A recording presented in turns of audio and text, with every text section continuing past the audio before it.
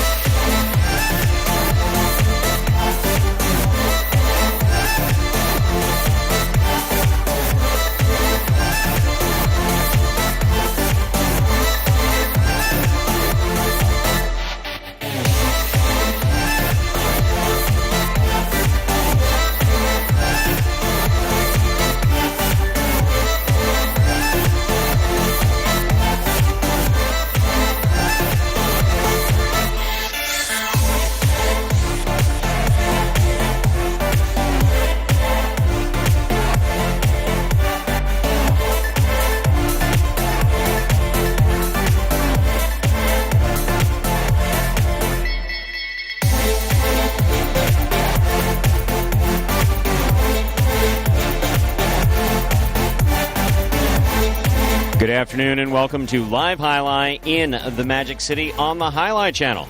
I'm Stu Nyman. As always, I'm joined by Andrew Bleckman, and together we will cover every point played today.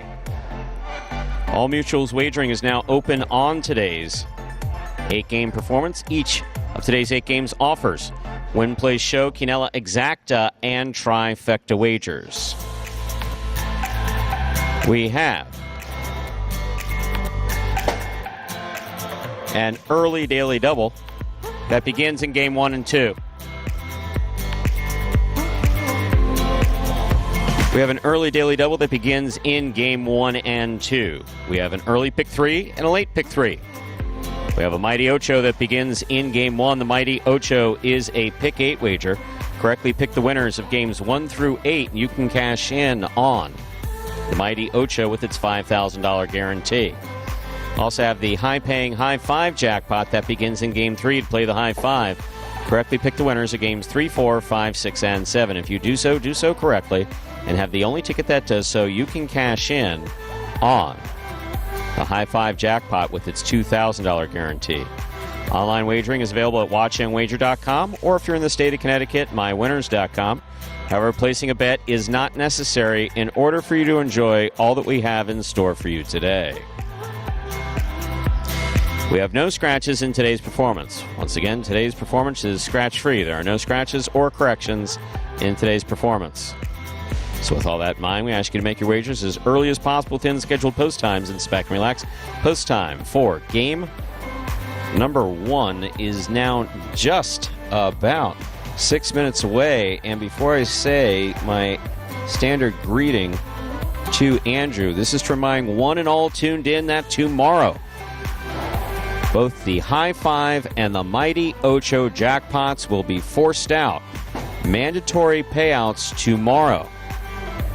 That is both the High 5 and the Mighty Ocho jackpot. Force out day, June 28th, 2022. That is tomorrow, with the afternoon performance that begins at 1:30. Andrew. Hi, Stu. Hi. How are you? Well, I'm doing a little better now. You told me it's Force Out Day tomorrow. That's always exciting for Jai-Alai fans and announcers alike. So, big day tomorrow. Over $7,000. I think we did the math yesterday. Minimum. How's this exciting for us? Just out of curiosity. It just gives us a little more to talk about. I have to pump it up a bit. Oh, okay. I see. Moving on. But good to see our usual suspects. Did we get the mic check in the... They're very active. Yeah, they were in there early today. What, 13? Well, 13 in the tri-pool already? Well, that tri-pool was active early as well, according to... Yes, listen and roll and hit the like button. It does something. Not sure what it does, but it's something. I'm told it's something important. Testing sounds good. Well, thank you, Steve. Mo, good to see you in there. Steve M, as always. Jonathan. He likes El Barba's beard. Wonder if Benny gets his hair done while El Barba gets his beard done. And then there's lots of yellow things. I'm not wearing my reading glasses, so I don't know what those yellow things are. Maybe it's an advertisement for a barbershop. Laughing emojis. Oh, is that what that is? The cry laughy emoji. Oh, it's interesting. They used to be. Chari? Yeah, they used Notice to be that Robin was, yes, he is out with a hamstring, but we knew that going into this week with a hamstring injury. We knew that going into this week, so we were able to remove him from the program. Therefore, there were no scratches. So, Jonathan, no scratches. A scratch is actually when a player literally is scratched. Take a reg line or some type of line, you scratch it through their name, pen to paper, and have to remove them from the program. If they're not in the program to begin with, not a scratch. And no, it's not your bad. That's what it is. Yeah. That's how we all learn and move on with life. Don't we play a video about this time? We usually do. And we'll go to it right now. This one that will explain the scoring format for all 8 games of our performance in this pelota, which today, as every day is, spectacular 7 scoring. Spectacular 7 singles games are played with 8 players. Each player wears a different color jersey numbered 1 through 8 on the front. These numbers are traditionally referred to as post numbers. Post numbers are used to signify the order in which the athletes will play in a game. These numbers are also used for betting purposes. Don't be confused by the numbers on the back of our jerseys. Those are just for fun. Each game begins when the player in the post 1 red jersey serves to the player in the post 2 blue jersey. The served ball must land between the 4 and 7 lines marked on the court's side wall. If the ball lands between those lines, the serve is good and play continues until one of those 2 players wins that matchup. The player who loses the matchup exits the court and waits for his next turn at the end of the rotation. It's important to note that every game has 2 rounds. The first 7 matchups in a game make up round 1. Each matchup in round 1 is worth 1 point. Round 2 refers to all matchups that take place after the 7th and final matchup of round 1. The number of matchups in round 2 varies from game to game. And in round 2, each matchup is worth 2 points. The first player to earn 7 points wins the game. And we are back here now, just under 3 minutes away from the start of game number 1. A lot of folks here talking about, a variety of wagering options now. From where we started, it's just pari-mutuel wagering, but prize picks as well. We've seen a lot of people coming in as of late, so that is just selecting over or under the fantasy projection that prize pick sets. And I think Jonathan right there telling you how the scoring works. 5 points per win, 3 per place, 1 per show, and then -1 if you do not finish in the top 3. So just another way to get in on the action. Could be fun, but the best way are those force-out days, because all of the money in those jackpot wagers must go. 5,000 guaranteed in that Mighty Ocho, minimum 2,000 guaranteed in that High Five. You don't even have to hit all 5 numbers. You do not have to be the only person with that ticket to take home the jackpot, because everything, everything, must go tomorrow on those force-out days. It's a good day to wager on it. For those fans watching on YouTube or wherever you may be viewing this from. We have 2 minutes to go before we begin game 1. Once again, today's performance is scratch-free. No scratches in today's performance.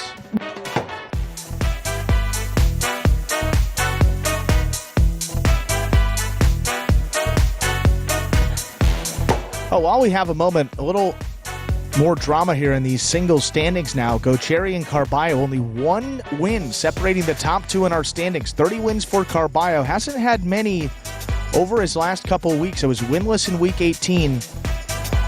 So now in the midst of about a week and a half winless streak. You got Bueno holding on to that 3rd and final spot there, but Douglas is 1 win behind Bueno. And you got CRB rounding out the top 5 with his 18 wins. CRB starting up in these early games. He and Jedden. I think I said yesterday Jedden, that was win number 17, but I want to get that corrected. That was his 18th win, so he is tied up there for 5th place with CRB. Both of those guys cleaning up here in these earlier games. But as you noted, Albarba's starting to play a little bit better. I know last year and a couple of years ago, he was fixture here in these game 1s on the board pretty much good majority of the time. Less than a minute to go till game number 1. Again, we are scratch-free in all of our games here today. And we hope it stays that way. Almost $2,000 in the trifecta pool for game number 1. The folks were starting in the chat early, Stu. The betting started early, so perhaps might be in store for a very good day here today. Good energy, good activity early on. Get our first game started right about now. Stu, game 1.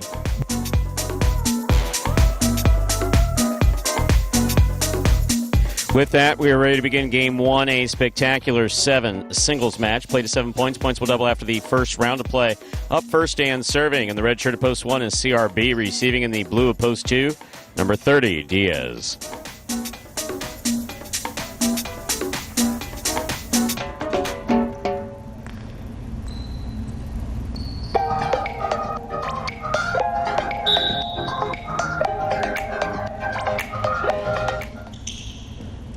There's a serve by CRB. We begin. Powerful backhand. Picked off by CRB. Rebote left side by Diaz. Ball missed by CRB, point 2. Diaz first up on the board in our first game. That'll bring to the court the white shirt at post 3. Here's Tennessee.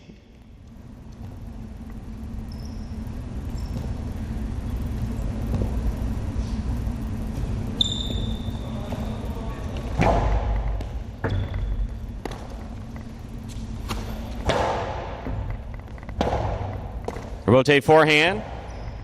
Out. Point 3. Green shirt at post 4 receives. Here's Jedden.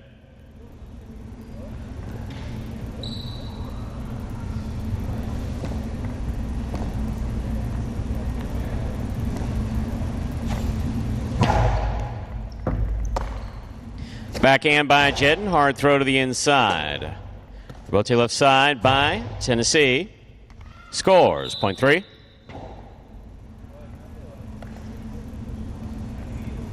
In this matchup, we have Tennessee serving to Cool Fitness, wearing the black shirt at post 5.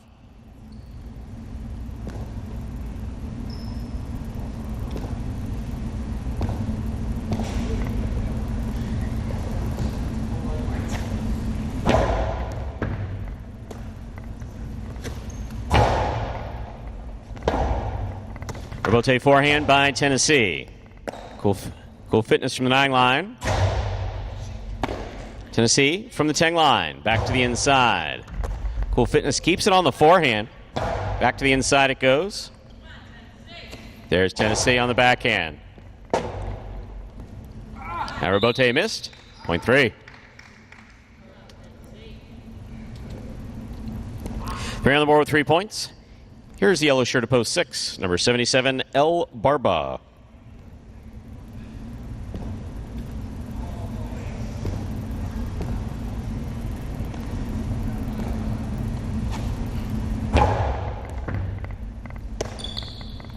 Backhand by El Barba.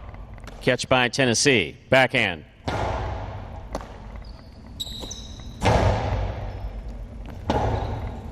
Rotate forehand to the inside. El Barba's there.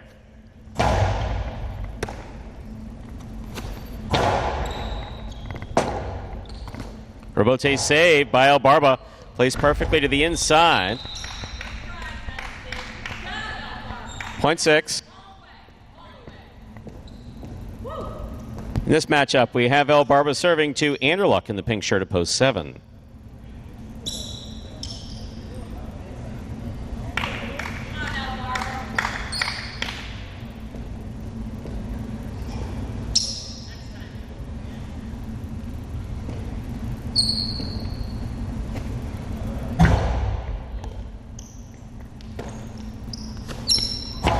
Powerful backhand by Anderluck. Rebote forehand by El Barba. Anderluck on the scoop. Backhand. Catch by El Barba. Backhand. 2-all. Scores.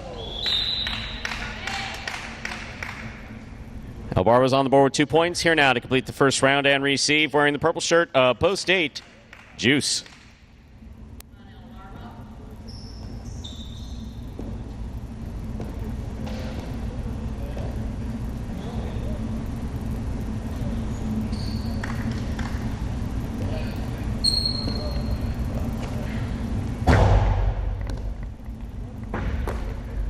Backhand by Juice. El Barba with a tip ball at the 10 line, point 8. We've completed the first round of play. All matchups are now worth 2 points through the end of the game. First to return, the red of a post 1 CRB.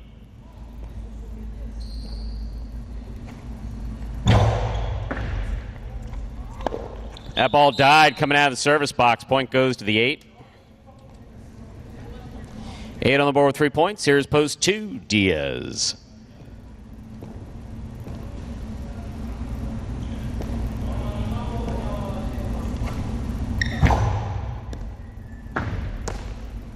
Diaz, Costado. Juice on the catch. Diaz makes the catch at the 11 line. Forehand played back. Tipped by Juice. 2 more points for Diaz in the blue shirt. He has 3 points. Now serving to the green of post 4, Jedden.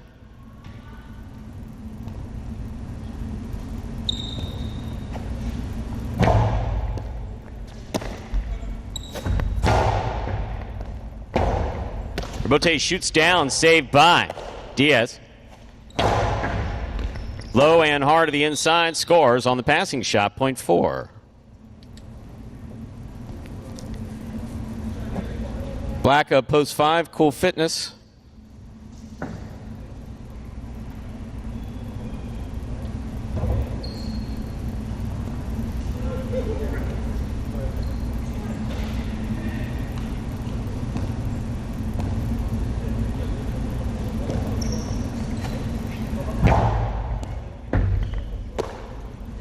Backhand by Cool Fitness to the inside. Here's Jedden. Jedden on the backhand. Cool Fitness from the 10 line. Backhand, powerfully thrown. On the wall, beautifully played. Bote saved by Jedden. Cool Fitness takes it on the bounce.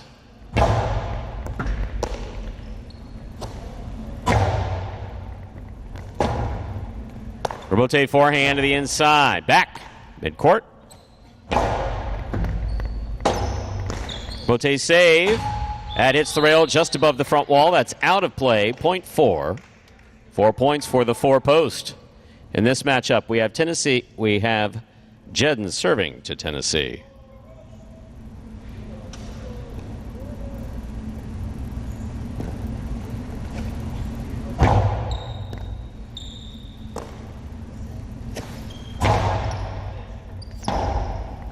Robote forehand by Jedden. Catch by Tennessee.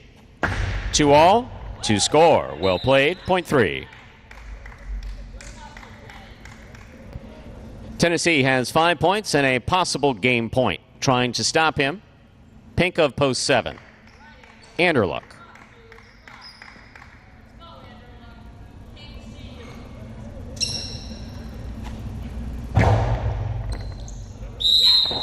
Overserve. Ball must land between the 4 and 7 line. Point goes to the 7. Play continues. In this matchup, Anderluck is serving to El Barba, yellow shirt at post 6.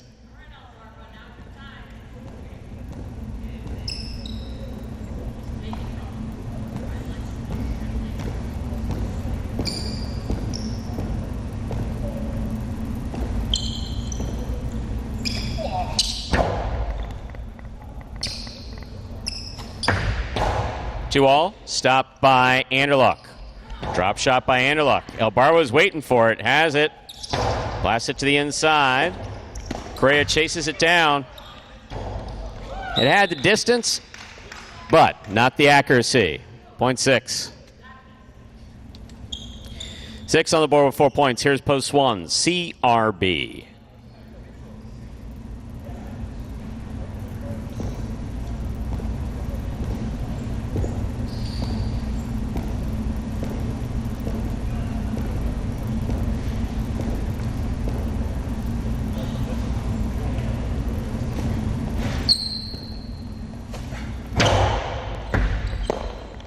Cortada serve, scores for El Barba. Possible game point for the yellow shirt of post 6.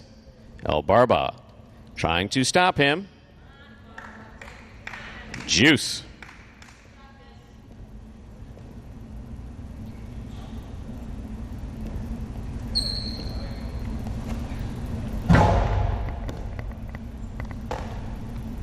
Backhand by Juice, powerfully thrown. Rebote coming out. El Barba at the rebote.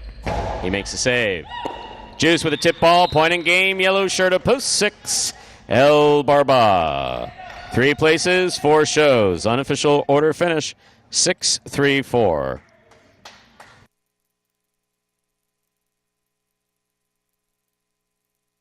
I really got the name El Barba from Coach JR.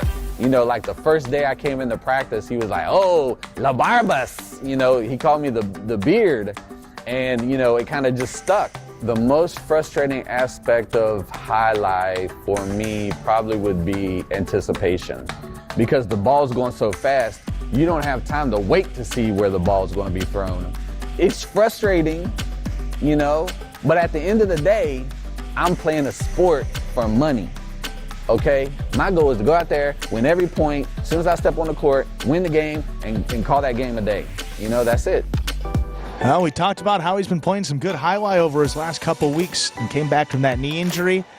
Took him a while to ease back into it, figure it out, but The rust is shaken off at this point. Now Barba getting the win out of the 6 post to start off his day. 6th win of the year to go with 9 places and 9 shows. And folks that took him over on Prize Picks, I think with that win, you are already locked in with a winner for today. Here are the prices there for game number 1, 6-3-4. Post 6, El Barba with the win. Post 3, that is Tennessee taking second. Post 4, Jen coming in third. The Quinella 3-6, 46-20. The trifecta 6-3-4, 471-40.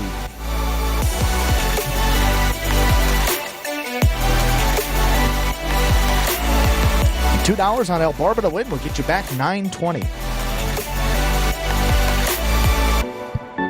Up next, you guessed it, game number 2 will be another spectacular 7 singles match, going back up to 7 points, points doubling after all matchups there in the first round of play. Post time for game number 2, just about 6 minutes away. Good luck.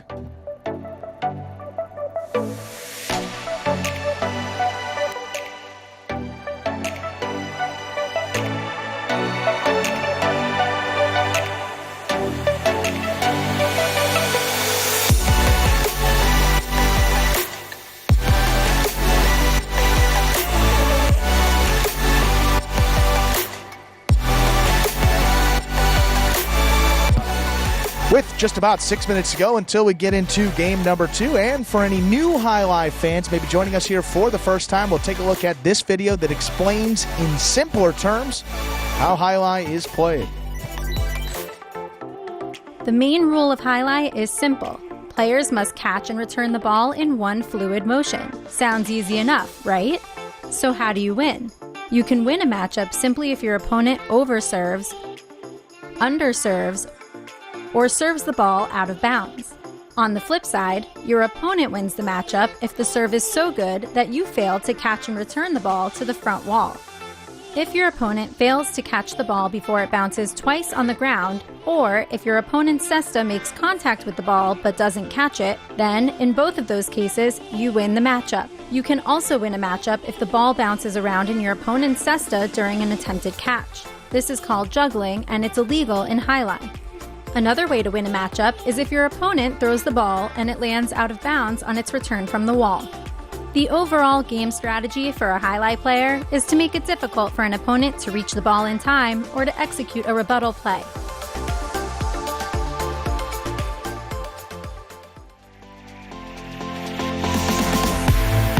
Game number 2 coming up in just about 5 minutes.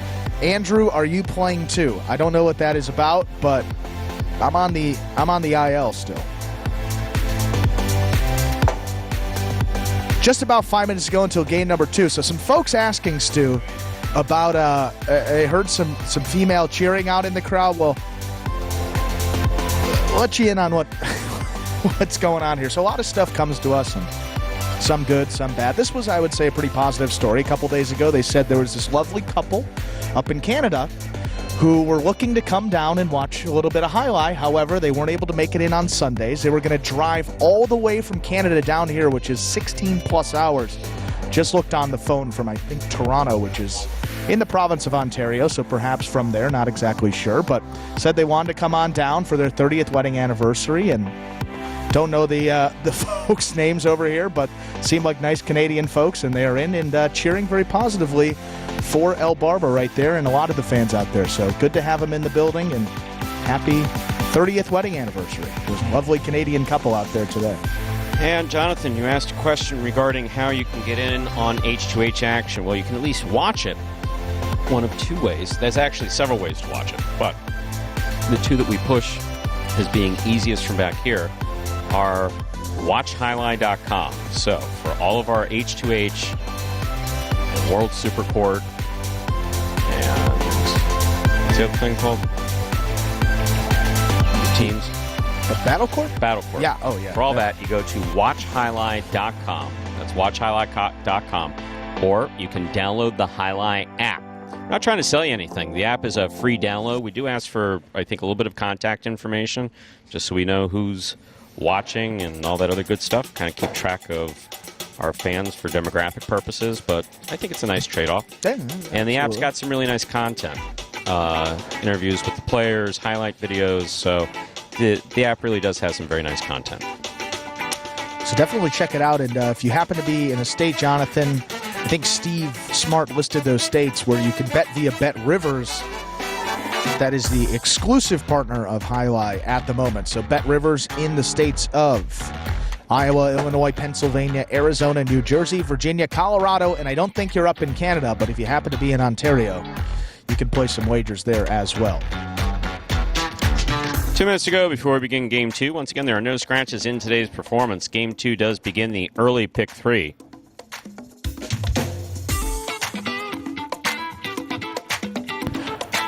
Stu, you had an opportunity yesterday with Hipica in the booth. You've worked with Diaz now. You've worked with Hipica. Yes. How was that with Hipica yesterday? I listened back a little. He was, he added a little color. The laugh is always contagious, and it seemed like isn't the word for it. I find it one of the most annoying laughs in the building when it's not here. When it's right next to me. In your ear? Yeah. Well, you can hear it if he's in, in the tub back there. And when we've hung out outside of the building, I've usually had a couple drinks, so I don't mind as much. But no, when it's just here arbitrarily in the background, it's just way too loud. No, I think he did a good job. Yeah. I think overall he did a good job. He was very genuine, pretty natural. Having a little, just from a technical standpoint, we just actually asked him to step in last minute. So sure. He wasn't used to keeping the microphone right in front of his mouth and, some technical stuff, but he gets no points taken away from that. In fact, he sat in here the whole time. And I was going to say, for 3 hours to sit here and do that and did not have to do it, we applaud Hipica and we thank you for stepping in for me. I had to step to the right and take over some of the TikTok duties yesterday, so hopefully you guys didn't have to. Did you have fun doing that? I hope you guys didn't have to watch it. It was pretty shaky the whole way through, so I give V a lot of credit for doing that. But it was fun. It was different, but I really enjoy being in the booth with you, so I'll be happy to get back in there today with another session of doubles. 6 doubles matches coming up today. Once again, Robin and Julian will have to forfeit their match again today against Bueno and Benny. Robin out with that hamstring injury still. But with that, see 0 minutes on the clock. How about game number 2?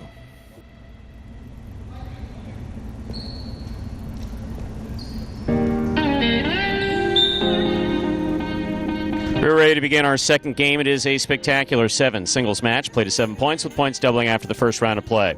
Serving, red shirt at post 1, Diaz. Receiving, blue post 2, Jed. There's the serve. We begin.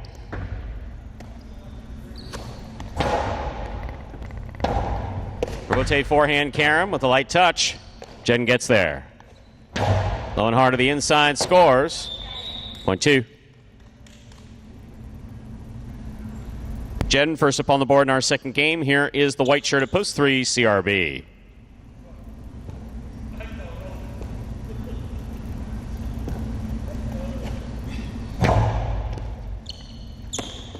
Ball dropped off the serve, point 2. 2 points for Jedden to start off our second game. Here is the green shirt, post 4, worn by El Barba.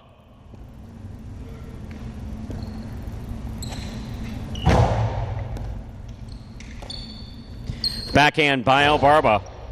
Jedden's there. El Barba, backhand from the 11 line, powerfully thrown to the rebote. Rebote left side, 2-all. El Barba reads it, stops it, turns it low and hard to the inside, and it scores off the sidewall, point 4. In this matchup, we have El Barba serving a cool fitness.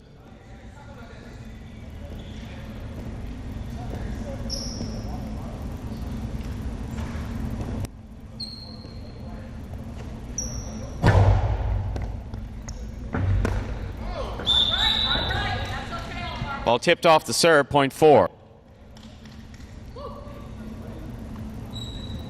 Yellow shirt at post 6, Tennessee receives.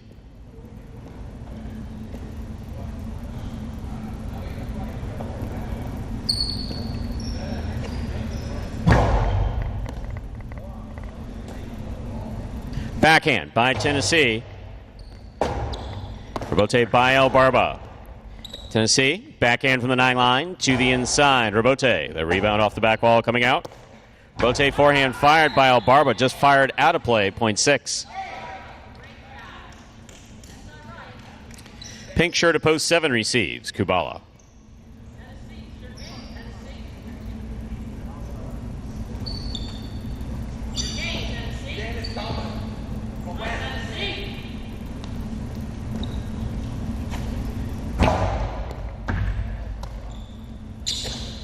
Backhand by Kubala.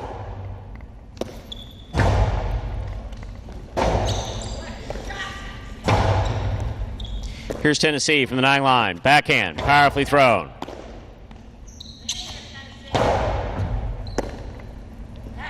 Backhand by Tennessee. Rebote saved by Kubala, lands in. Caught by Tennessee. He gets the forehand off in time. Kubala backs up, makes the catch. Rebote left side to the outside. Kubala tipped the ball, point 6.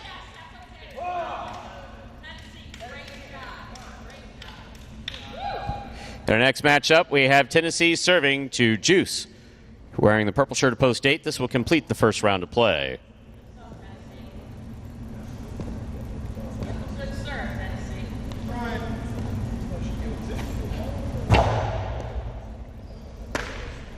Backhand by Juice. Rebote left side. Juice makes the catch. Forehand. Too much. Way out. Point 6. 6 on the board with 3 points. Here's post 1, Diaz.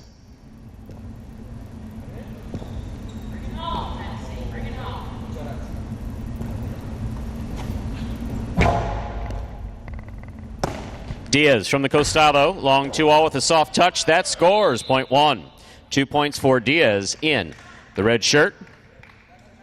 In this matchup, Diaz is serving to CRB, the white at post 3.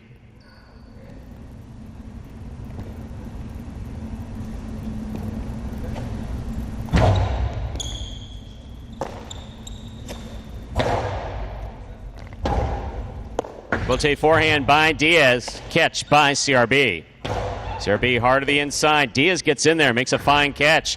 Backhand 2-all, stopped by CRB. Karen by CRB, lands in. Point 3. Fair on the board with 2 points, serving to post 2. Here's Jedden.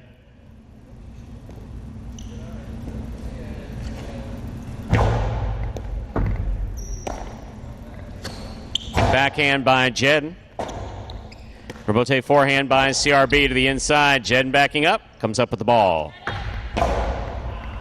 Point 3.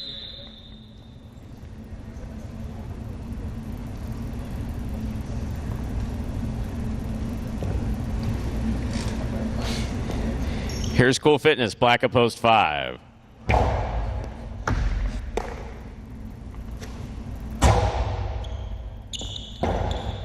Rebote forehand by CRB. Backhand by Cool Fitness.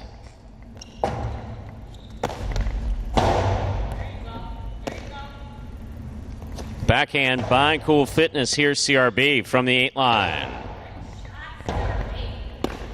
Rebote miss, point 3. Possible game point for the white shirt at post 3, CRB. Trying to stop him, El Barba.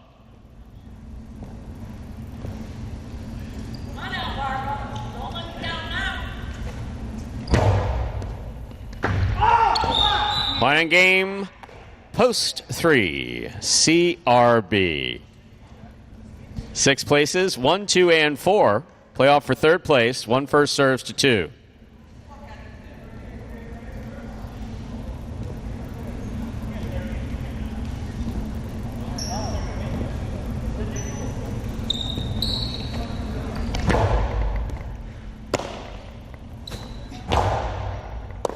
Ball tip, point 2. 2 on the board with 4 points. Here's post 4, El Barba.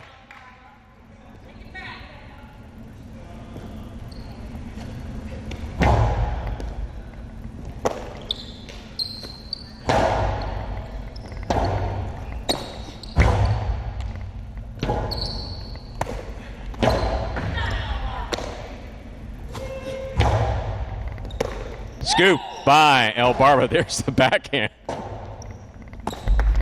Bote forehand touched the overhead screen, point 4. We'll turn around now, 4 serves 2. This is show point.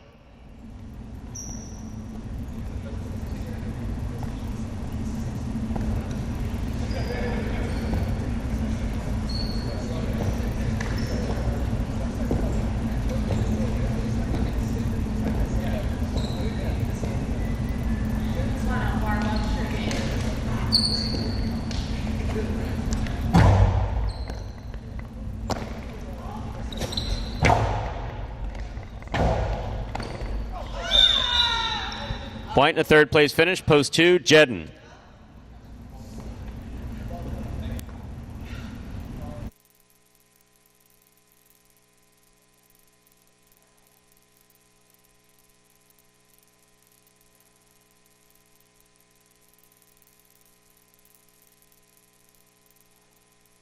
What really keeps me focused on getting better at this is that I really believe in myself that I can really make a difference on the court and really make a difference for Jai-Alai as a sport in general. And I believe that I could be competing with the best. That's what makes me want to keep going. So I think my biggest goal is really just being better than I was last year. I think that's what matters most. I think last year I had like 43 wins. So as long as I'm getting more than 43 wins next year, I'm going to feel great.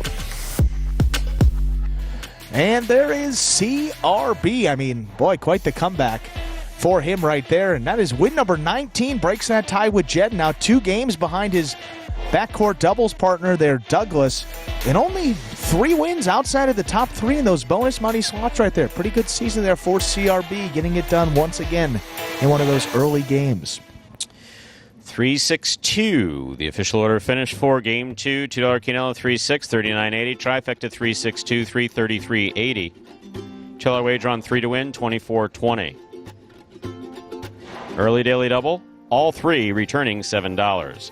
Up next, ladies and gentlemen, is game number 3. It is a spectacular 7 singles match. Played at 7 points, points double after the first round of play. Game 3 does begin the high five for today, and don't forget, high five is being forced out along with the Mighty Ocho tomorrow as part mandatory force outs of all jackpot wagers. Tomorrow, Tuesday, June 28, 2022. No scratches in Game 3, no scratches in today's performance. Post time for Game 3, 6 minutes. Good luck.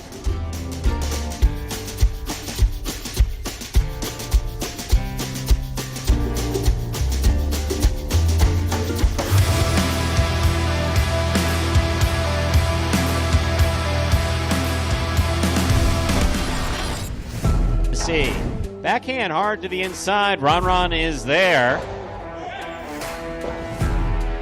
Rotate forehand. Catch by Ron.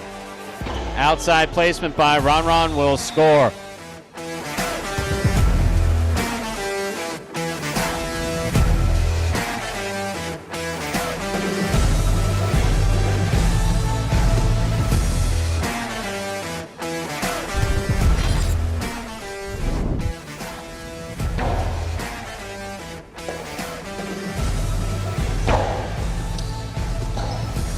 Bote left side, diving save. What an effort by Anderluck to keep the point alive.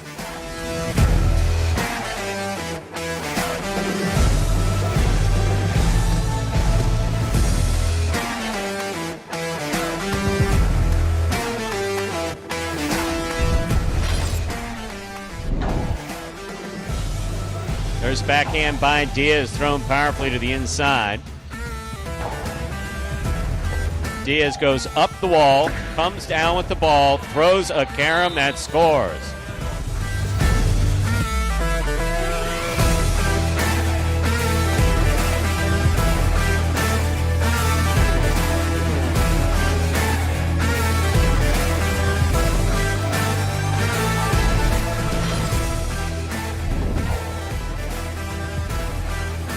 Backhand by Kubala. Excellent catch by Bueno behind the 10 line. Rebote 2-all. Scores.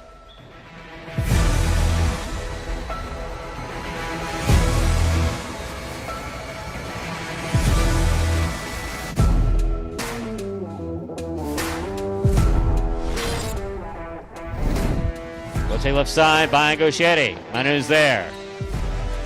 Back to the inside. Gauchetti read it, stopped it, returns it. Costa. Wow. Wow.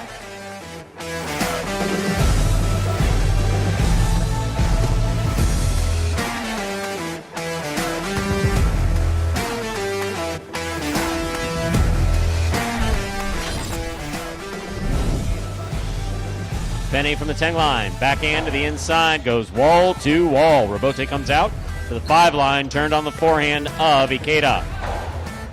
Scoop by Ikeda.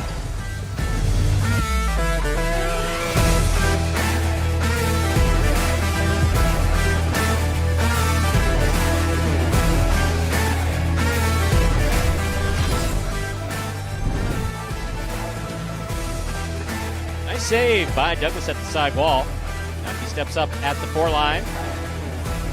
What a catch by Douglas. Pika Karam. Oh my.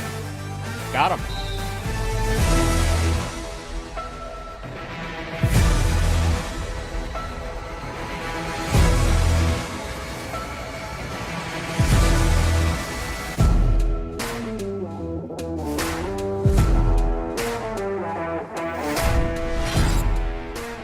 One-handed grab by Julin on the left side.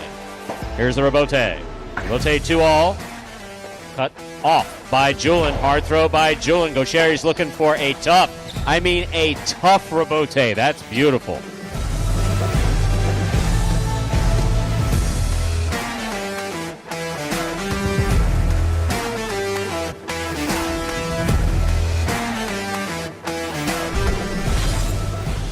Rebote to the inside. Manu, Rebote left side with a light touch. Here's Douglas. Powerful forehand by Douglas. Rebote forehand carom by Manu. Wow.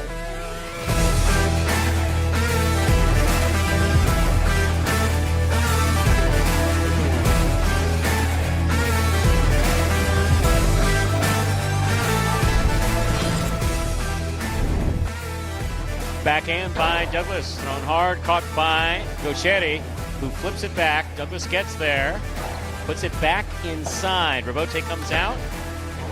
Wow. Sorry, Matt. Nothing you can do about that one. Yeah.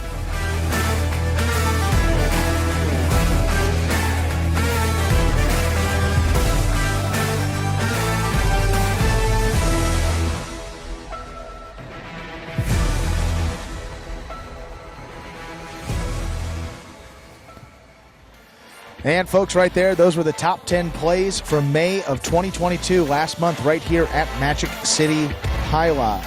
Last chance to get those wagers in for the high five. High five begins in just less than a minute. And Jonathan, welcome. Glad to know that you're organically attracted to the program. See, that's terrific.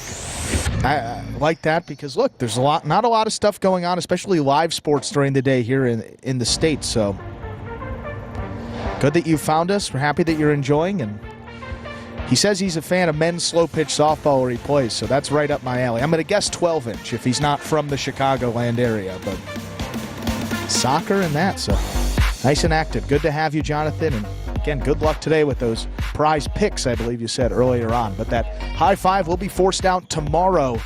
Even if it is hit today, Stu, still that full $2,000 has to go on that mandatory force out day. So we'll see how it goes here. Game number 3 starting right now. And James, hello to you. Time to begin game number 3. It is a spectacular 7 singles match. Play to 7 points. Points double after the first round of play. Up first and serving in the red shirt of post 1 is Bueno. Receiving in the blue shirt of post 2 is Spinner.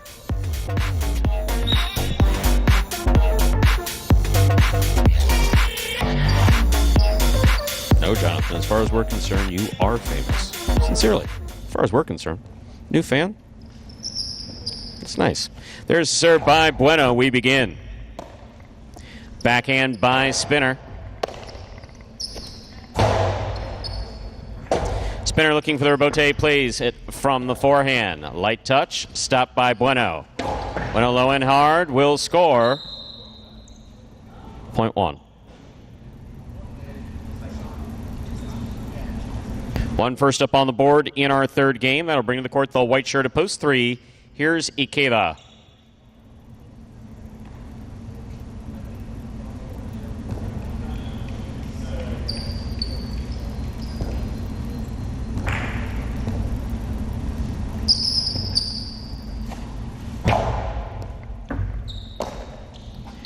There's the backhand by Ikeda. Rotate forehand. Ikeda with a little trip, but comes out with the ball. Bueno's there. Backhand from the 11 line. Rotate forehand by Ikeda. Bueno, nice catch there at the 9 line. Backhand to the inside. Rotate forehand save. Falls just short. Point 1.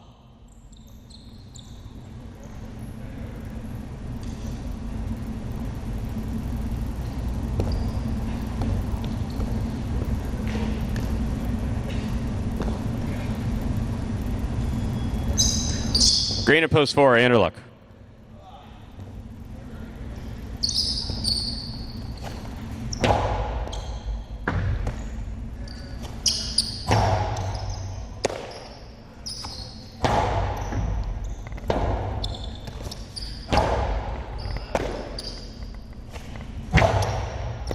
Scoop, miss, point 1.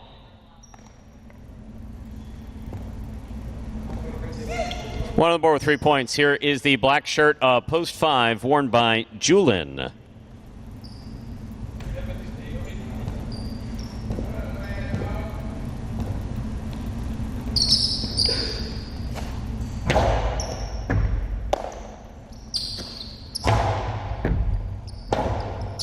Rotate forehand by Bueno. Here's Julin. Julin from the right side. Hard throw to the inside. Robote left side, it's 2-all. Lands in, stopped by Julin. Powerful throw by Julin. Caught by Bueno in the air. Bueno goes straight up the middle. Scoop attempt missed, point 5. In this matchup, we have Julin serving to the yellow shirt of post 6, worn by our very own Ben.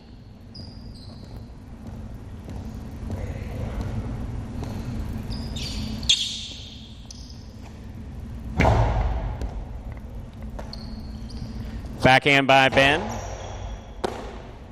Julin from the 10 line. Hard throw to the inside. Ben's there. Backhand.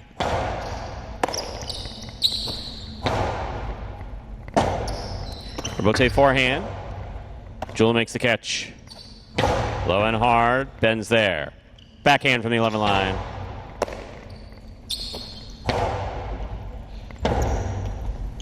Rotate forehand, saved by Ben. Nice touch. Julin steps in at the 7 line. Powerful throw, played to pass, but stopped in the air by Ben. Nice return by Ben. Good pickup by Julin.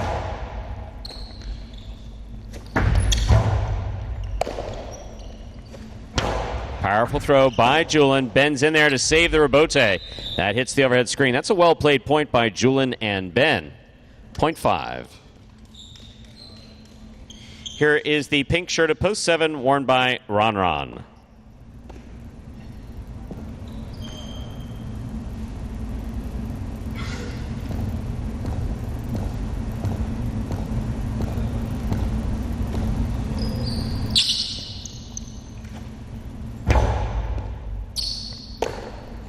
Backhand by Ron. Rotate forehand, fired. Just landing out of play, point 7. Here now to complete the first round and receive, wearing the purple shirt of post 8, Arats.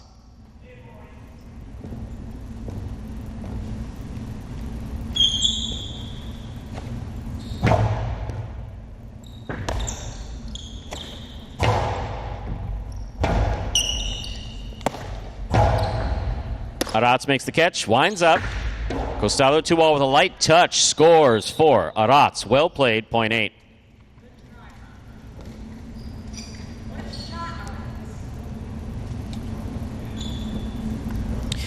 We've completed the first round of play. All matchups are now worth 2 points through the end of the game. First to return, the blue of post 2, Spinner.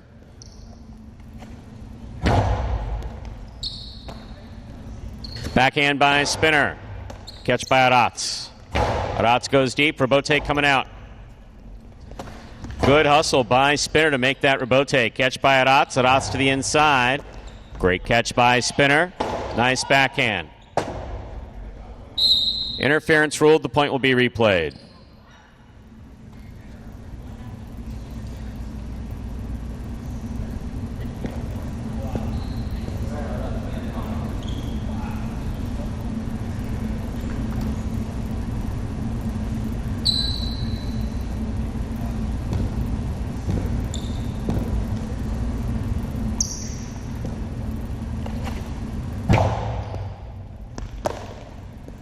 Backhand by Spinner. Arats is there. Backhand by Arats. Rabote. Rabote forehand low and hard. Arats makes the catch. Dos Paredes. Light touch. Spinner got there. Rabote save. Spinner on the forehand. Hard throw. Caught in the air by Arats. Backhand. Rabote forehand. Arats is there. Arats that clipped the sidewall just slightly, giving it to Spinner on the forehand. Carrying by Spinner, too much. That's off the court. Well played right up until that point. Point 8. 3 points for Arats in the purple shirt. In this matchup, Arats serves to Ikeda.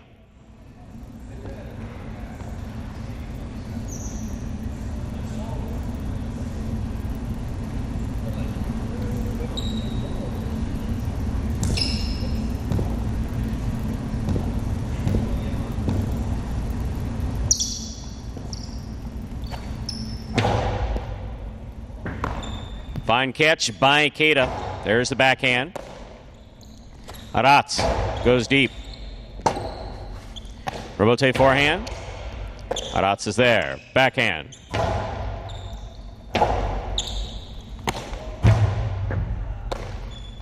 Here's the backhand by Arats.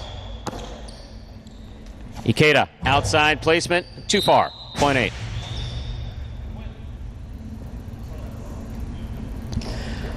Possible game point 4. Purple shirt at post 8. Arats, straight points. Trying to stop him, the green at post 4. Anderluck.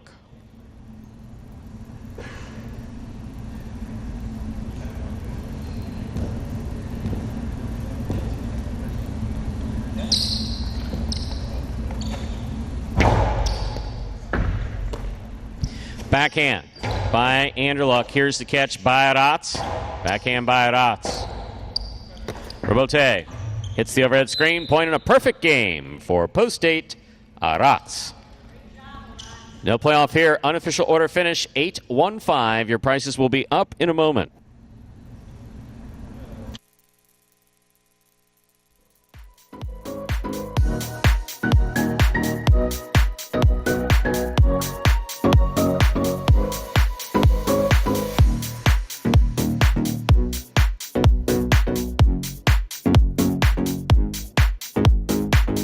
Results from Game 3 are official. Coming in first, post 8, Arats. Taking second, post 1, Bueno. Coming in third, post 5, Julin. 8-1-5 is the official order of finish for game number 3.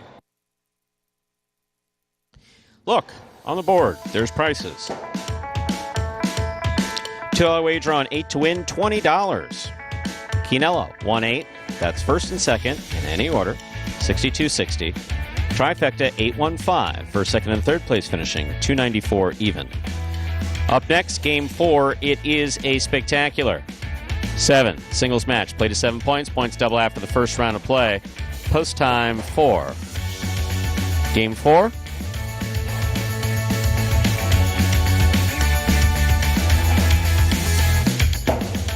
Seven minutes, good luck.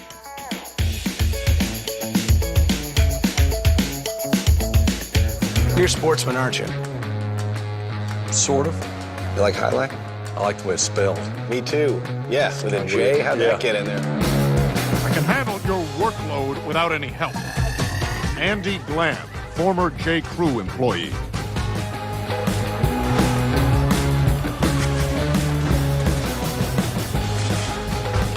Dr. Dante Octavarius, seahorse breeder.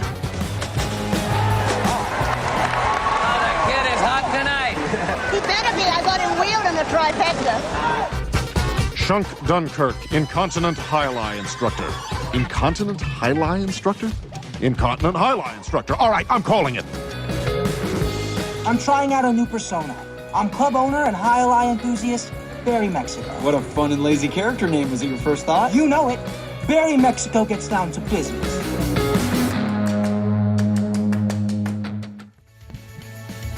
And we are back here now.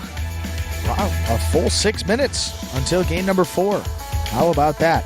A great performance there by Arat before we get into some of this conversation. Good to see young man confidence a little higher each and every day out here. That's win number 12 now to go with 12 places and 18 shows. His 18 shows actually second most on the roster behind. Got it. A lot of folks are talking about there. Anderluck. James, I have screenshot this chat and will give it to Anderson. That's his actual first name. Plays under Anderluck. I think he'll get a kick out of it. We do a lot of mental coaching. In fact, we were doing a little mental coaching before we came in today. So Anderson's dealing with right chest pain. It's the best way to refer to it. So it's chest pain in the direction of the shoulder. So if you wanted to, you can Google chest shoulder anatomy. Take a look at some of those muscles and some of those soft tissues, and something in there is bothering him. When he goes to throw it, does a full extension. He feels pain. So basically his whole game has been right side. He's gradually developed the left side these last 2 years, but it's mostly defensive. He doesn't have a particularly offensive left side. He is able to crack off some really nice 2-balls, though, every now and then.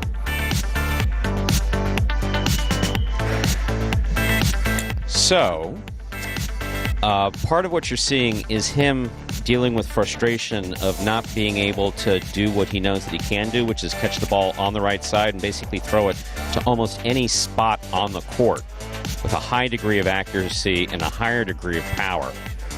And he's been struggling with that. I mean, he's definitely been struggling with that. So there's a high degree of frustration where that's concerned. Now, if you've been watching him when he has not had this problem, which has been the last 2 weeks, I think it is. 2 weeks? Yeah. Right. You could also say that with a little mental coaching, he might improve. I mean, as would we all. I'm a big believer in not so much mental coaching. I'm old school. I'm real old school. I believe in the institutionalized system. I do. I believe that deinstitutionalization was absolutely criminal. I understand why it was done, but not a fan of everything that's happened in mental health post 1980, roughly. Anyway, that being said, though, I think we could all benefit by a little. It's not all. Some people just aren't into it, which is fine. Well, I would say, the hardest thing is, like you said, Anderson's developing that left side, but when your game is predicated on the right and all the power and all the shots and the serve and all the strengths of his game, I can continue to rattle him off. Everything is pretty much on that right side. So, right. He wants to go out there, he wants to play, and he can give it a little bit. And he's left-handed. This is one of the deficits, I'll say, of the initial Magic City training program, in that both Juan Ramon and myself are primarily right-sided players. That's the way that I played amateur. That's the way I played in the highlight school for the years that I played in the highlight school. So players got a lot of training on right side. The left side was developed gradually. And we did a little bit of a disservice to the natural left-handed players, Diaz and Ben and Anderson, in that we should have been working with them to develop their natural side, which is their left side. That came late. That definitely came late. Catching and throwing was at the beginning of the program. So the one thing Anderluck's been able to do is he's been able to crack some beautiful 2-balls off of that side ball, especially the closer he is to it. He does that. He does that as well as anybody on the roster. But what we saw yesterday was a high degree of frustration in him and in his backcourt partner, Manny, who, you don't get more veteran than Manny. But rebotes were coming, and he was naturally going for rebotes, and then you saw them feeding his rebote. I remember having a very aggressive conversation with someone at Fort Pierce. The player will remain nameless, but Fort Pierce, towards the end, we used to bring players in who were retiring, like out of Miami, And there was one player in particular who had played like 15, 16 years at Miami, and it was last season at Fort Pierce, and he was bone to bone on his shoulder. Oh, and we had this young kid. We had this young guy, and he kept throwing it to his right side. Oh man! And it had a certain ugliness to it. So it's very rare that I went down and talked to players about any issues at Fort Pierce, Ocala, Miami, like never. But that one I went down and said, hey, lay off. Yeah. Lay off. This is a friendly season, Fort Pierce. We play here 2 months. Yes, I want you to win. Absolutely. But he says, well, he's got no right side, so I'm going to keep throwing it to him. I said, that's the quickest way not to get signed for next year. So let's show a little respect to the 15 years that he's had. Yeah. The fact that he is bone to bone. So with Anderson, when they kept on feeding his rebote, here it's different. Here, he's on the court.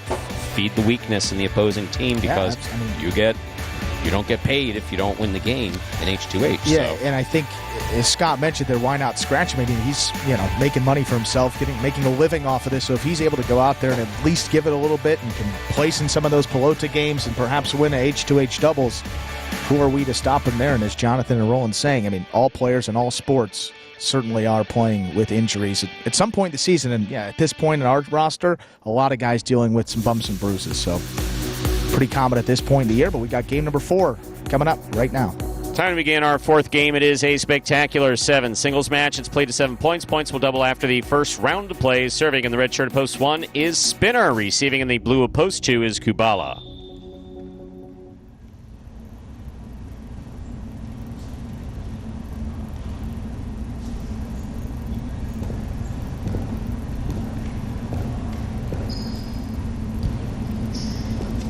Here's a serve by Spinner. We begin.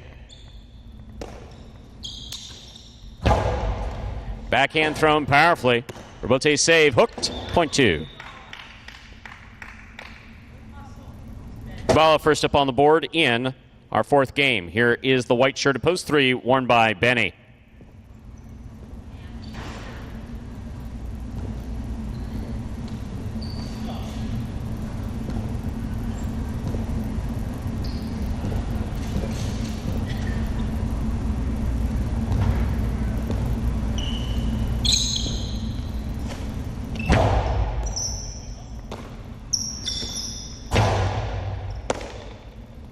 Backhand by Kubala.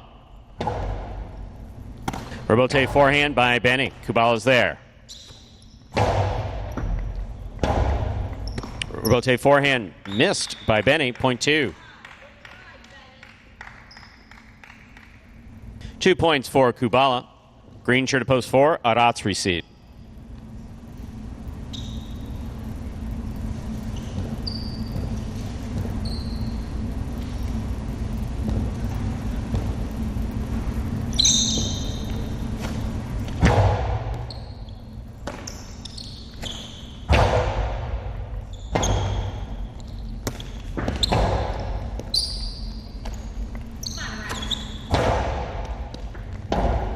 Rebote left side by Kubala.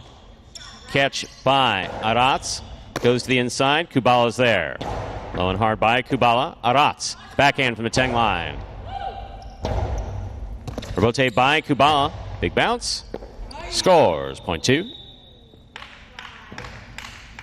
2 on the board with 3 points. Here's the black shirt of post 5 worn by Ben.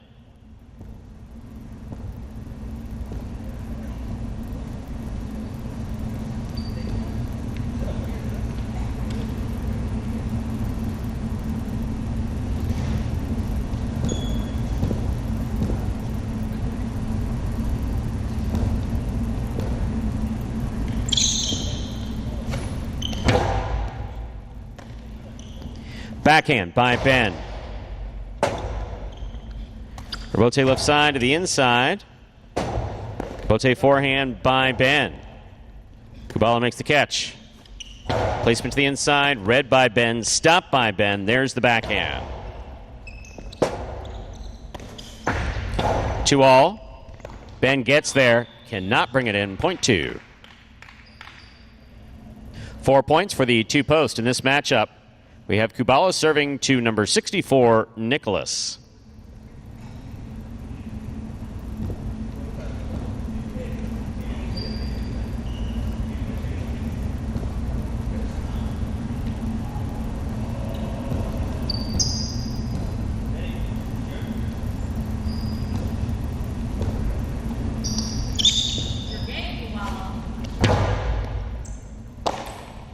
Backhand by Nicholas.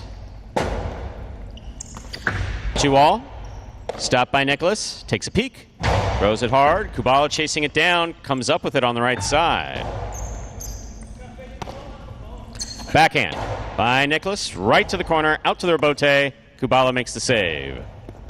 Catch by Nicholas. Point 6. In this matchup, we have Nicholas serving to the pink shirt of post 7, worn by Bueno.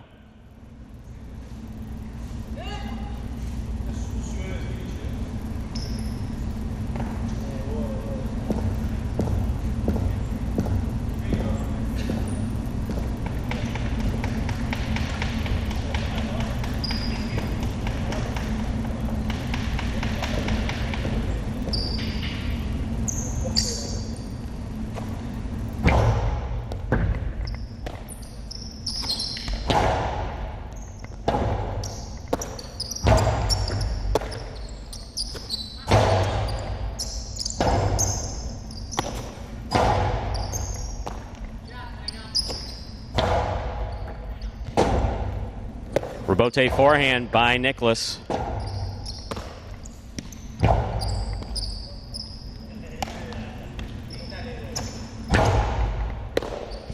There's the backhand by Bueno. Bueno reaches up, makes the catch. Hard throw to the inside. Good effort by Nicholas to try to make that play. Point goes to the 7. Here is the purple shirt of post 8, worn by Carballo.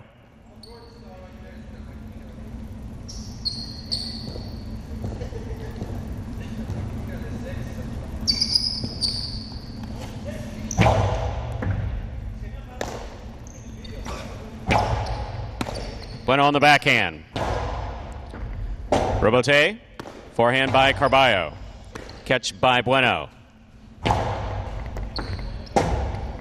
Rebote forehand save by Carballo. Bueno now from the 8 line. Lower and harder to the inside. Carballo came up with a beautiful catch. That ball kicked off the side wall. Backhand by Carballo. Rebote forehand save by Bueno. Carballo's there. Costalo thrown hard to the inside. Rebote forehand played beautifully by Bueno. Bueno on the catch, 10 line. Forehand to the inside. Carballo's there. Backhand.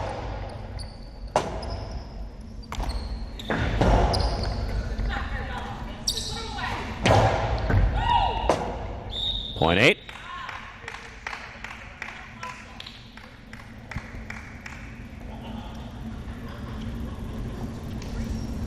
We've completed the first round of play. All matchups are now worth 2 points through the end of the game. First to return, the red of post 1, Spinner.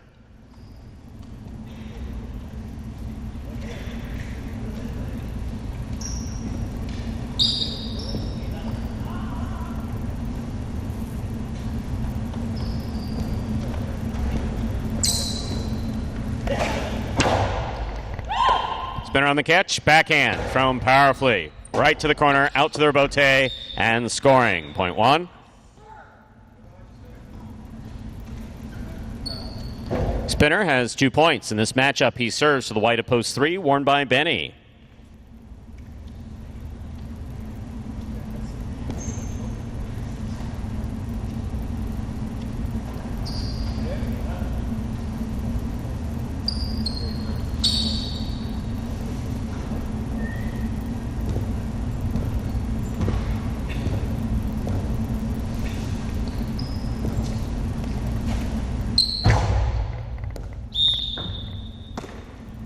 That is an overserve. Ball must land between the 4 and 7 line. Point goes to the 3. Benny is now serving to Arats.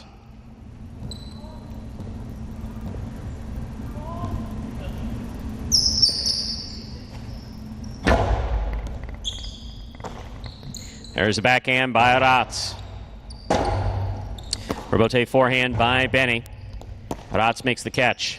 Arats back to the inside where it scores. Point 4. Arats with 2 points in this matchup, serving to Ben in the black of post 5.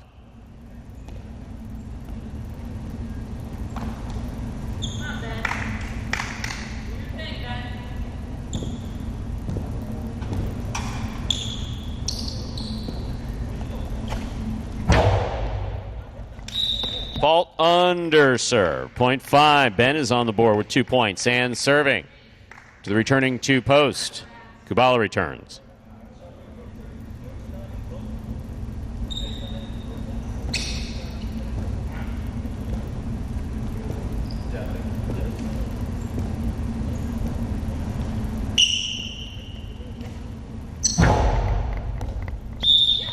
Over serve. Possible game point for the blue of post 2. Kubala trying to stop him. Nicholas.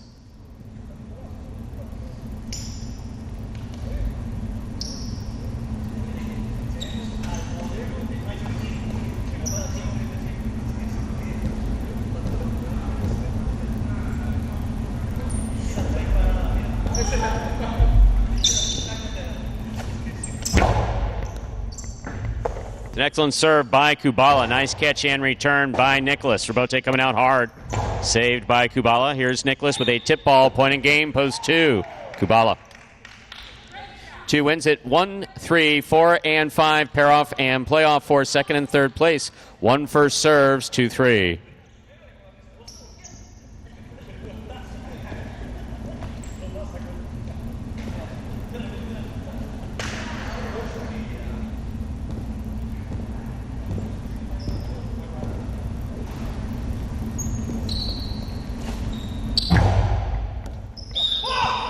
Over serve, 0.3.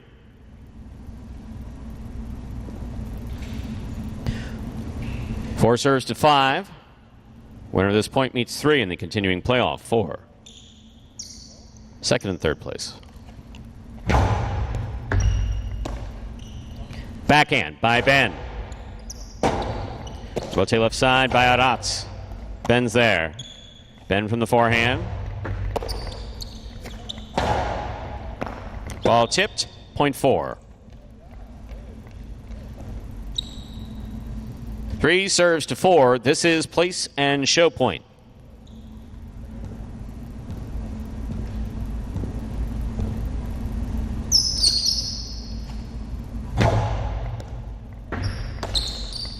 Backhand by Aratz.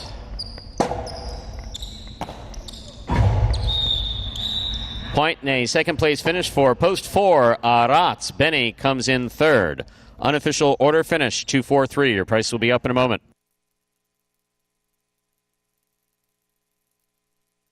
My favorite part about playing professional Jai-Alai is probably the free Gatorades and free waters. My favorite part about being a professional Jai-Alai player, when I play, my mind is so clear. It's really the only time that I'm able to focus on just one thing. It's very exhilarating and exciting, and I love exercise, and I love to be competitive. It just feels like I'm finally getting to do what I want to do every day.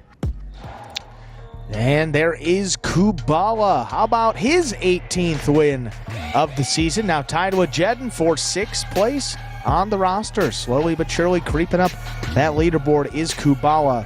A lot of wins for Kubala. I believe he's top 5 since we restarted our season here in May. From May to the last month and a half or so, been playing some great Jai-Alai, getting it done there once again in game number 4. Very tough game.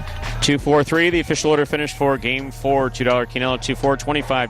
Trifecta, 2-4-3, $430.40. $2 wager on 2 to win, $33.60. Up next, ladies and gentlemen, is Game 5, first of our 2 doubles games, Spectacular 7. Doubles match played to 7 points, points double after the first round of play. Post time for Game 5. Now just about 6 minutes away. Good luck.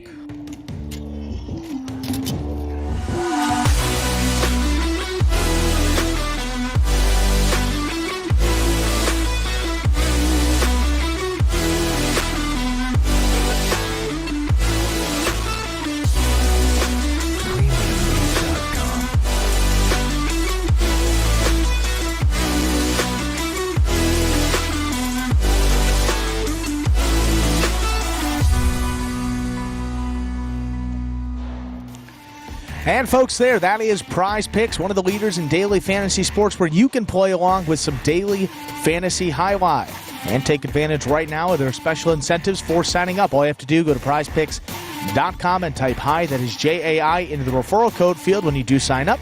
Make a $100 deposit in your betting funds. Prize Picks will match it and put another 100 into your account just like that.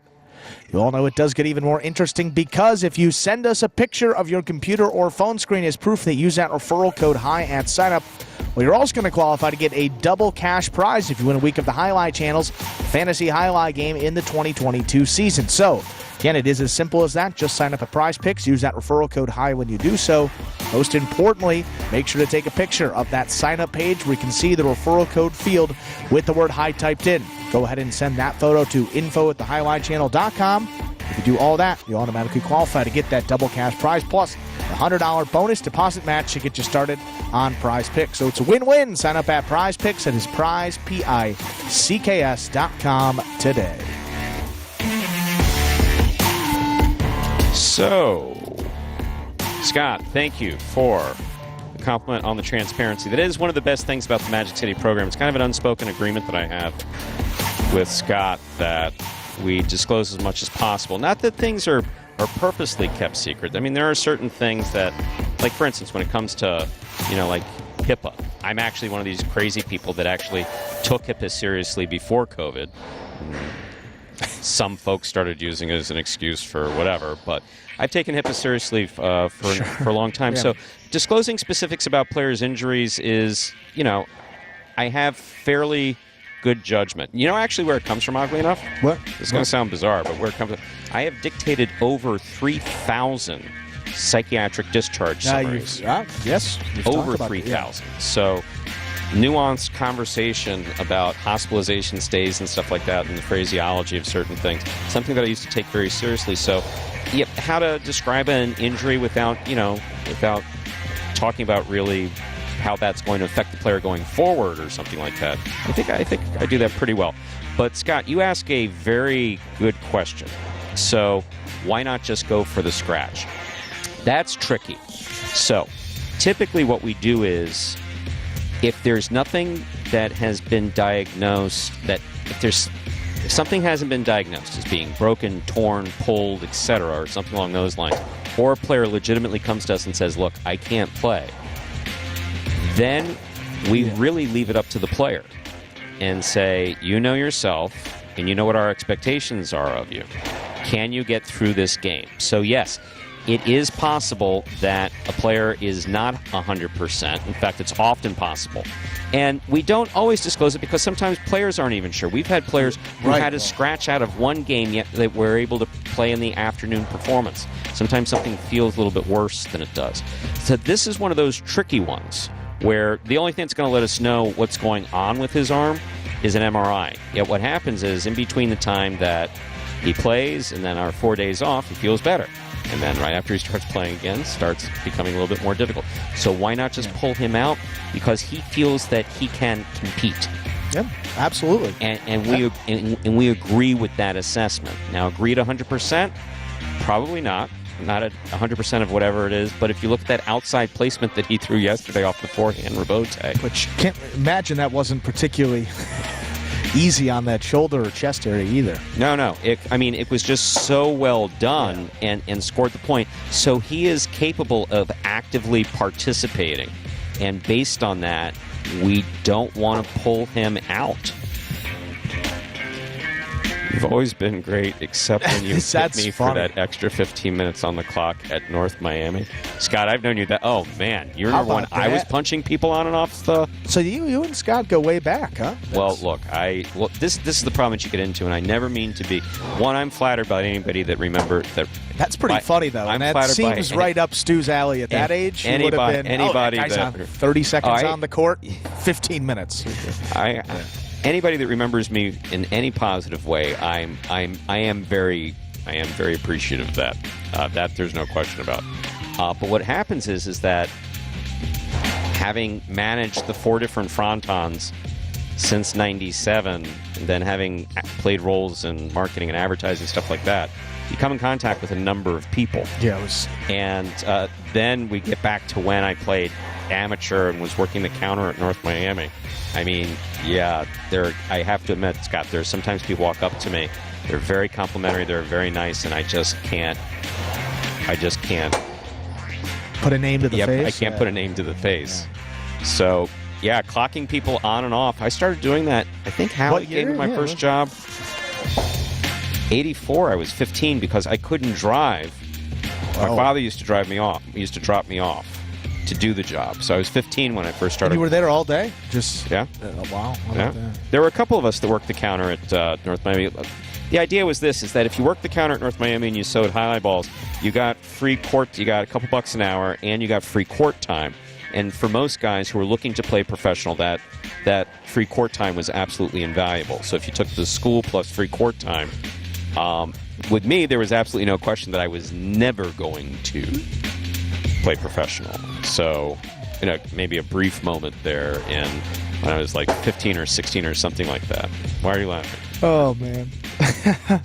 Scott's such funny. You walked in, but you see Stu. They didn't call him full price Stu for nothing back in the day. Well, look, but think about it this way too. It's how am I back here with the guys? Do I cut I was going to say no. I am the first person to talk to you. I'm the first person to call and ask you how you're doing. I'm the first person to walk over and say, "Hey, what's going on, man?" After a guy, throws something or gets PO'd on the court, what do I do? Go ahead and say it's okay. Yeah, sometimes I leave a fine with them. Sure, yeah. But yeah, rightfully so sometimes. But I am at my heart full price. I had this conversation with one of the players. We were talking about institutions. I am an institutionalist at heart. I really am. I believe in institutions and rules and law and order. I do. All right, time to begin Game 5, or as we call it around here, Dodging Death 1. It is a spectacular 7 doubles match for the Doubles Championship Series here at Magic City Highline. Serving. Red shirts post 1, CRB and Douglas. Receiving blue post 2, Barba and Ron. There's the serve by CRB. We begun.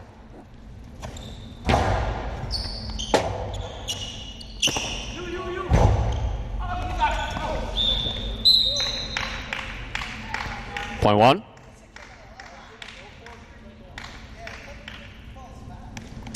That'll bring to the court the white shirts of post 3. Here's the team of Ikeda and Spinner.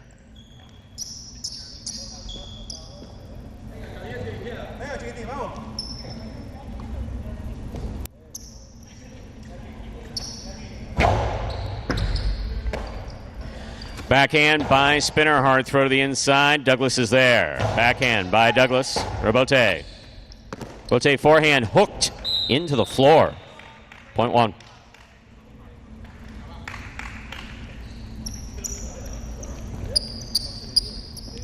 In this matchup, we have CRB serving to the green shirts of post 4. The team of Bueno and Julin.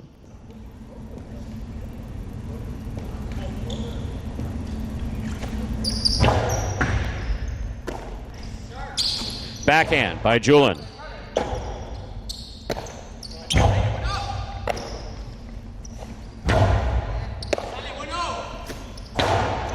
Powerful backhand by Douglas. Robote forehand by Bueno.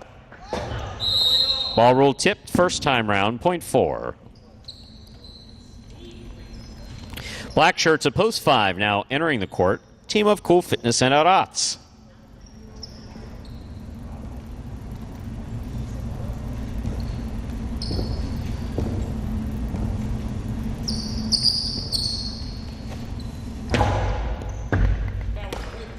There's a backhand by Arats.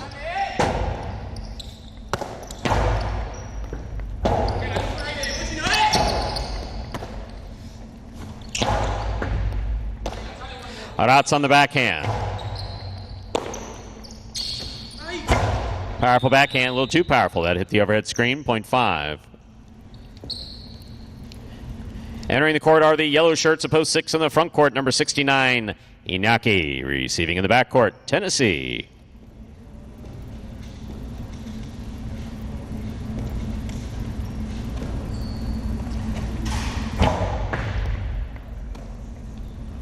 Here's a backhand by Tennessee. Arats is there. Backhand.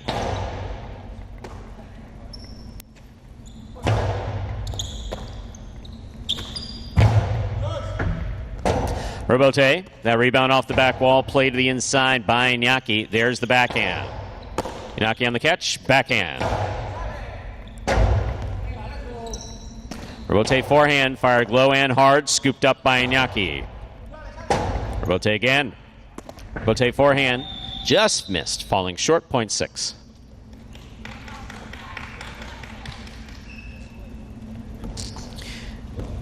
On the court, ready to receive the pink shirts of post 7. Team of Carballo and Kubala.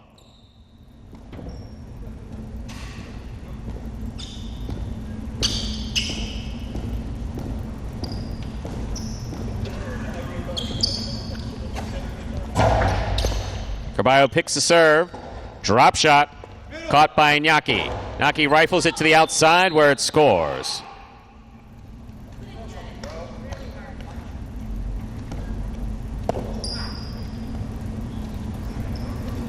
Six on the board with 2 points. Here's post 8, purple shirts. Team of Diaz and Gauchetti.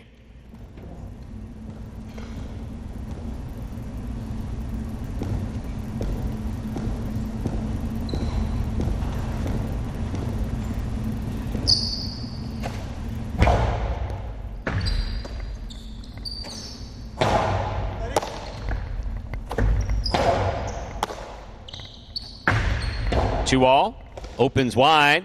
Good catch and return by Iñaki. 2 all's out. 0.8.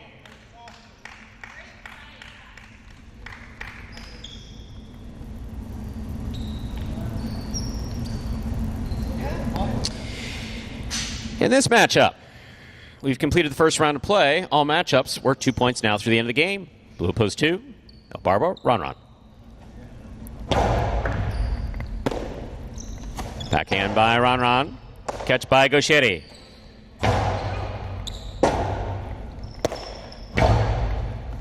Gauchetti on the catch.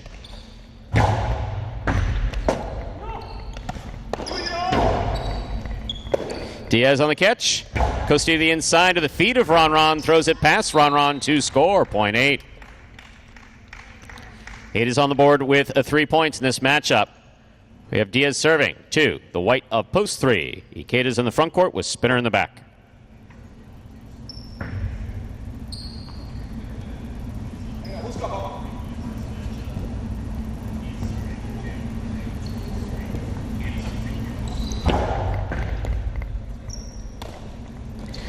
Spinner on the backhand. Robote coming out. Robote forehand by Diaz, caught by Spinner. Karam is off the court. 0.8. Possible game point for the purple shirts of post 8. Diaz and Gauchetti. Trying to stop them, CRB and Douglas.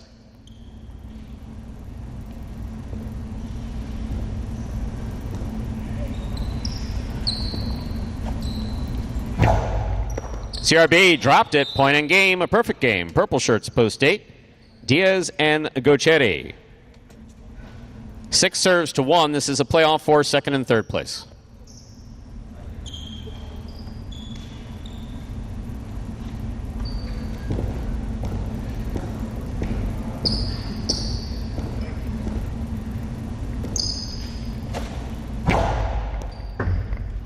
Beautiful catch by Douglas at the back wall. Powerful throw. Tennessee is there.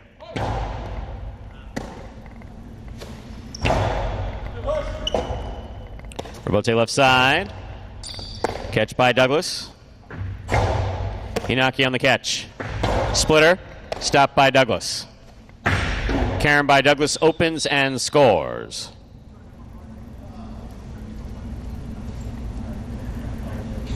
Point in a second place finish for post 1. 6 shows. Unofficial order finish 8-1-6. The price will be up in a moment.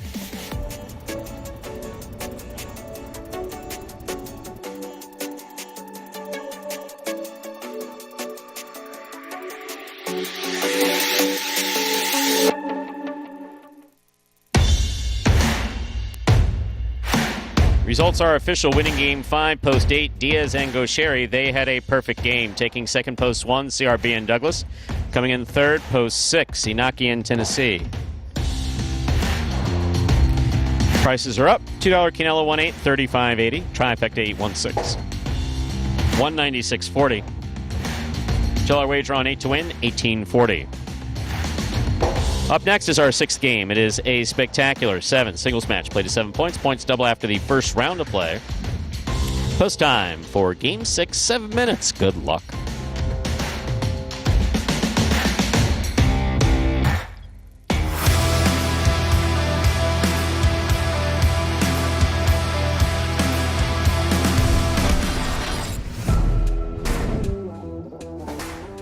Rotate left side by Julin.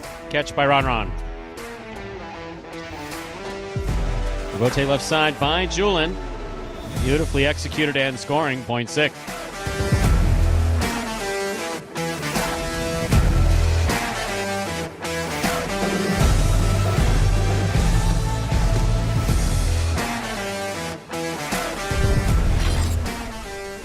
Powerful forehand by Julin, caught by Tennessee. Robote comes to the left side of Jedden. He plays it up, flips the side wall. Robote comes to the outside. Somehow or other, Carballo made a beautiful save.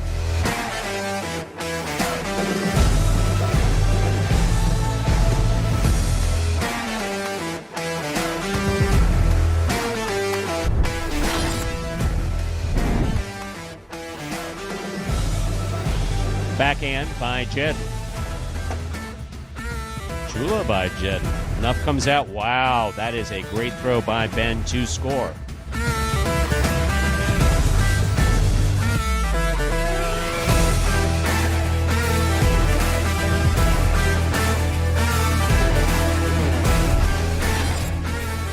At wall. So, ball up. Showed him how to do it. Tennessee showed him how to catch it. Very nice. Robote. Outside placement of the Costado Robote will score for Tennessee.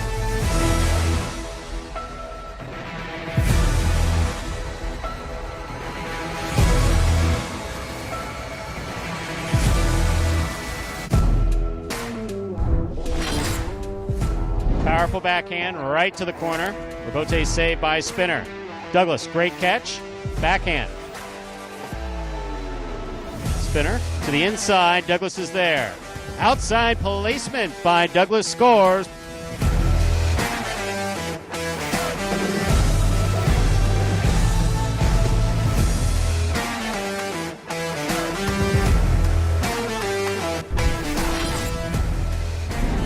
Robote forehand at the 7 line.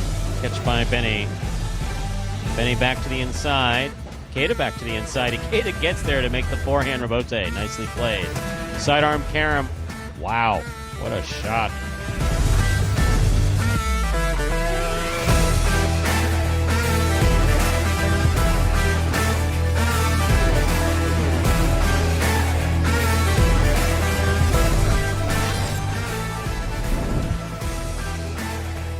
Robote left side by El Barba.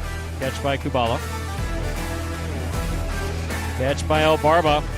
Outside placement by El Barba. Beautifully executed.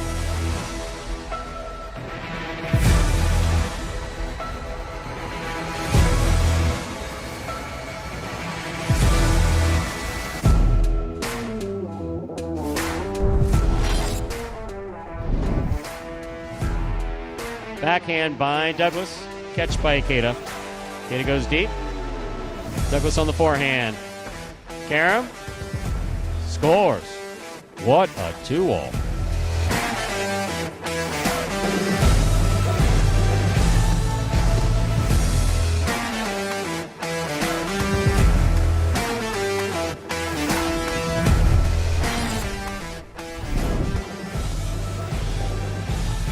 Rotate forehand by Ron. Catch by Ron. Outside placement by Ron is in.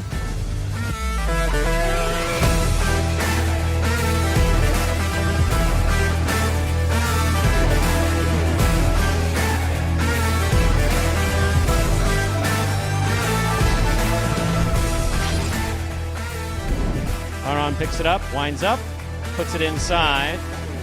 Benny, difficult Robote save. Here's Ron. Ron winds up. Back to the inside. Benny digs out the what a Robote he just threw.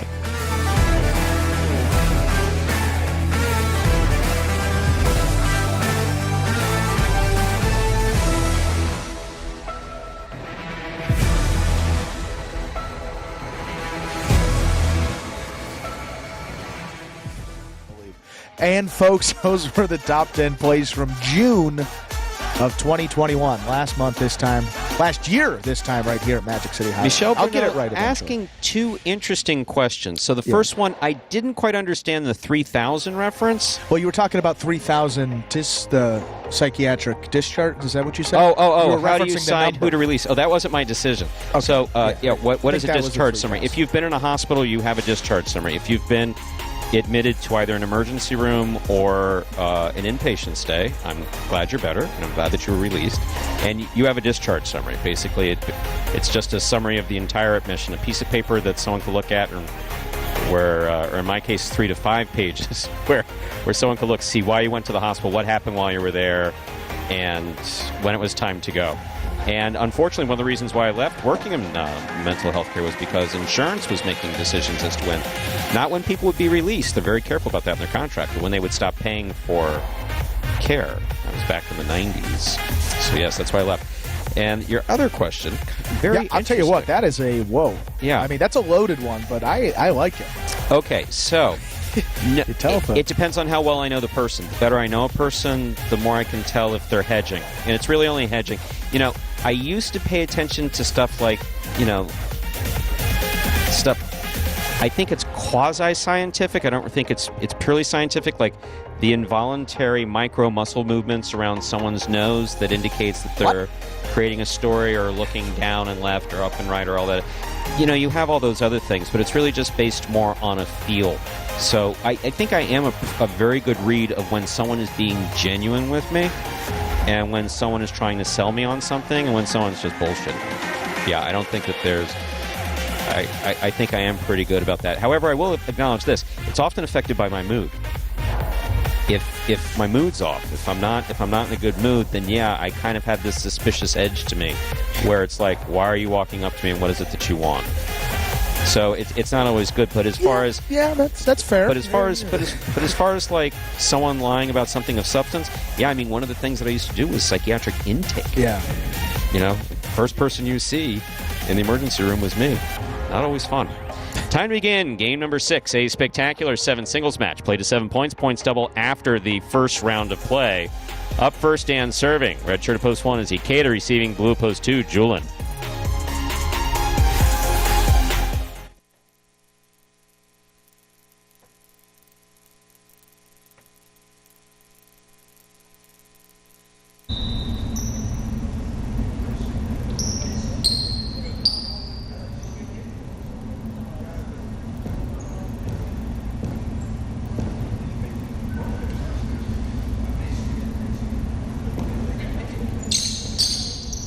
Hipica serves. Our 6th game is now underway.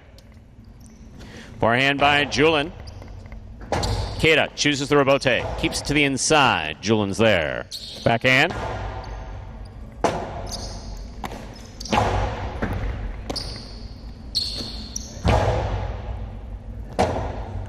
Rebote forehand by Hipica. Julien on the catch. It's a good pickup and a nice backhand by Hipica. Hipica, big bounce, brought down by Hipica.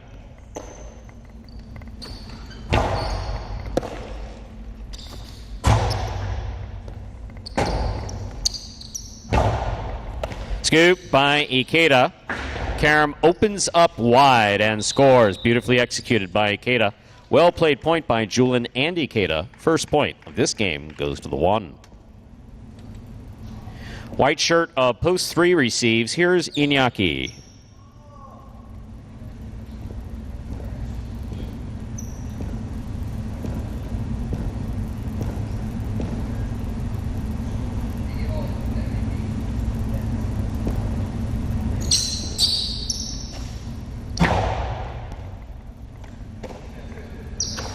Backhand by Iñaki. Rebote forehand by Hipica. Inaki's there. Backhand. Scoop by Iñaki. Placement to the inside. Scores. Well played. Point 3. 3-1 out serve to the green shirt of post 4. Here's number 17, Manu.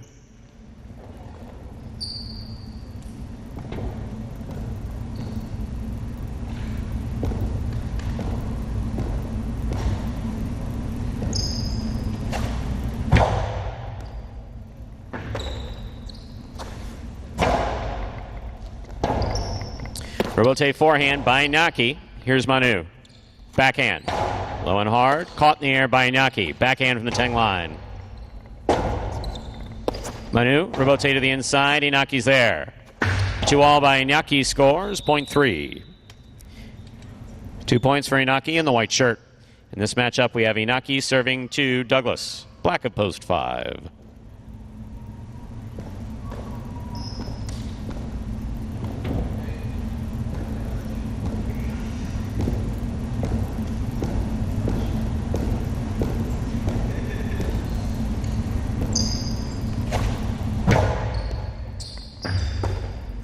There's the backhand by Douglas. Rebote forehand by Inaki. Douglas saves that from the side wall. Inaki attacks, has it on the 3 line, rifles it low and hard to score. Point 3. 3 points for the 3 post. In this matchup, we have Inaki serving to Gaucheri. Yellow shirt at post 6.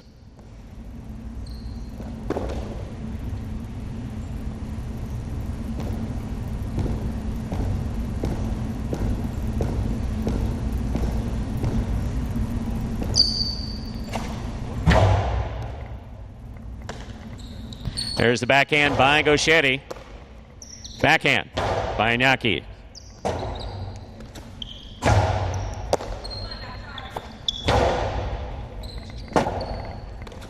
Rebote 2-all. Lands in. Point 6. In this matchup, we have Gaucheri serving to Ron in the pink of post 7.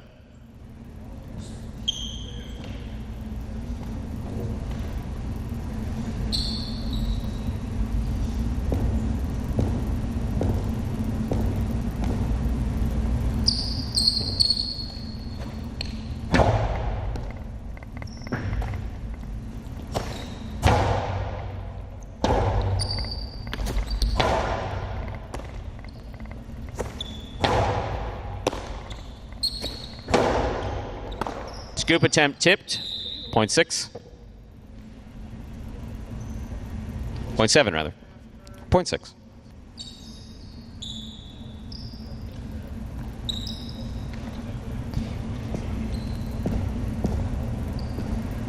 Purple shirt at post 8. Aratz received.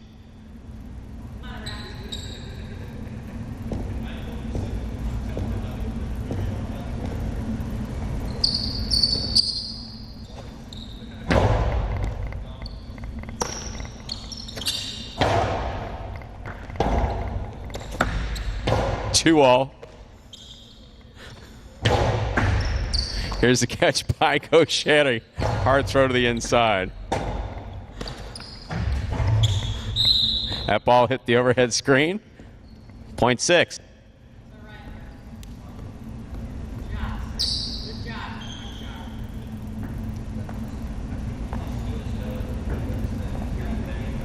Blue post 2. Julin.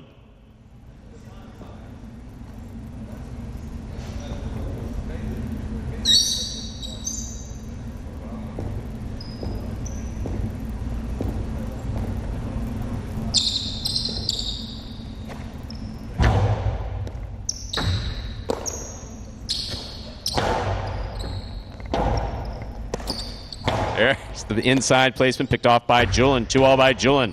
Rifled quick. Gaucheri makes the catch. Fires it back, and it scores just off the tip of Julin's cesta. Point 6.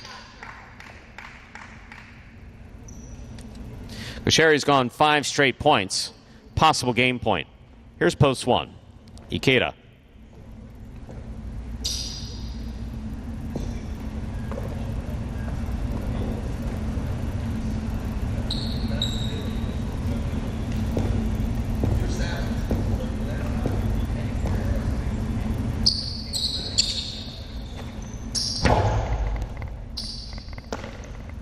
Forehand by Ikeda.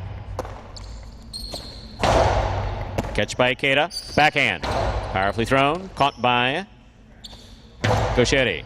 Here's a catch by Ikeda. Carom by Ikeda. Opens and scores. Well thrown. Point 1.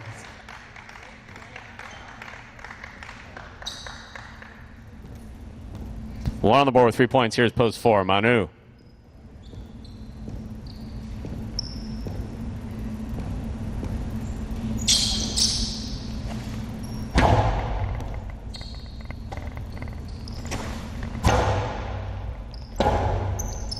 Rotate forehand, Karam does not open up. Manu's got it. Manu blasts it low and hard. Ikeda, great concentration and a beautiful catch. There's the backhand by Manu. That's not going to work more than once. No, it wasn't. No, it was not. Point 4. It worked the first. No, not 2. Come back here and have a seat.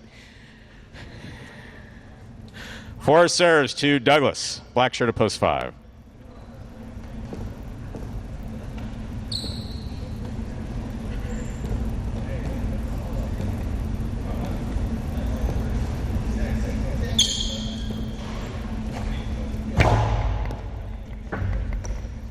There's the backhand by Douglas.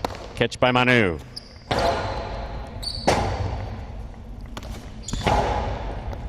Beautiful catch by Manu at the 10 line. There's the backhand.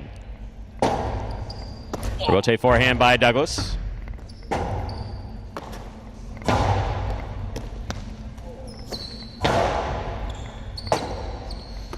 Rotate 2-all opens up, stopped by Douglas. Douglas powerful forehand. That scores on the return, point 5. Douglas is on the board with 2 points. In this matchup, he serves to Inaki, who returns in the white of post 3.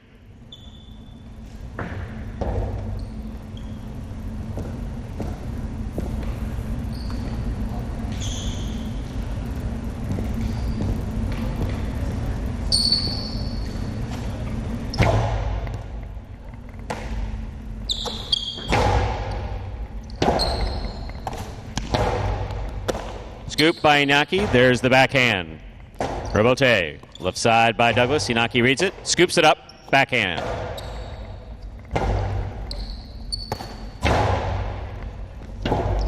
Robote left side. Hard throw to the inside. Douglas is there. Backhand. Not overthrown. Here's the Robote at the 8 line. Turned on the forehand of Inaki. Douglas makes the catch. 2-all. Scooped up by Inaki. Hard throw by Inaki. Will score. That's a well played point by Inaki and Douglas, point 3.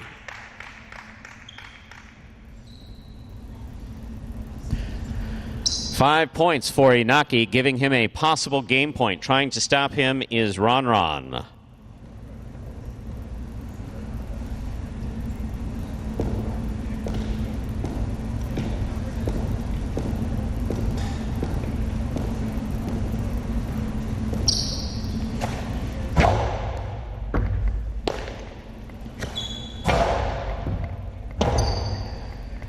Robote forehand by Inaki. Robote forehand by Ron. That touched the overhead screen. Point and game, ladies and gentlemen, to the white shirt of post 3, Inaki. 3 wins it, 6 places, 1 shows. Unofficial order finish, 3-6-1. Your price will be up in a moment.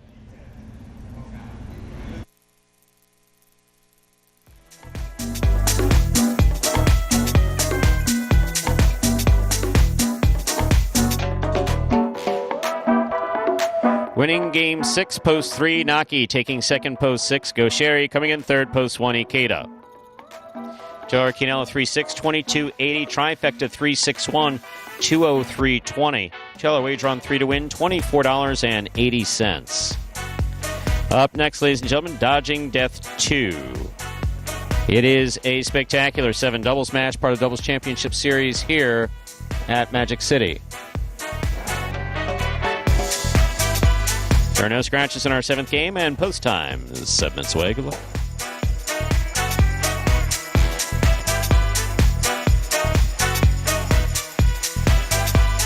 And we are told that there is no video, which means we will just talk and talk and talk until it's time to play.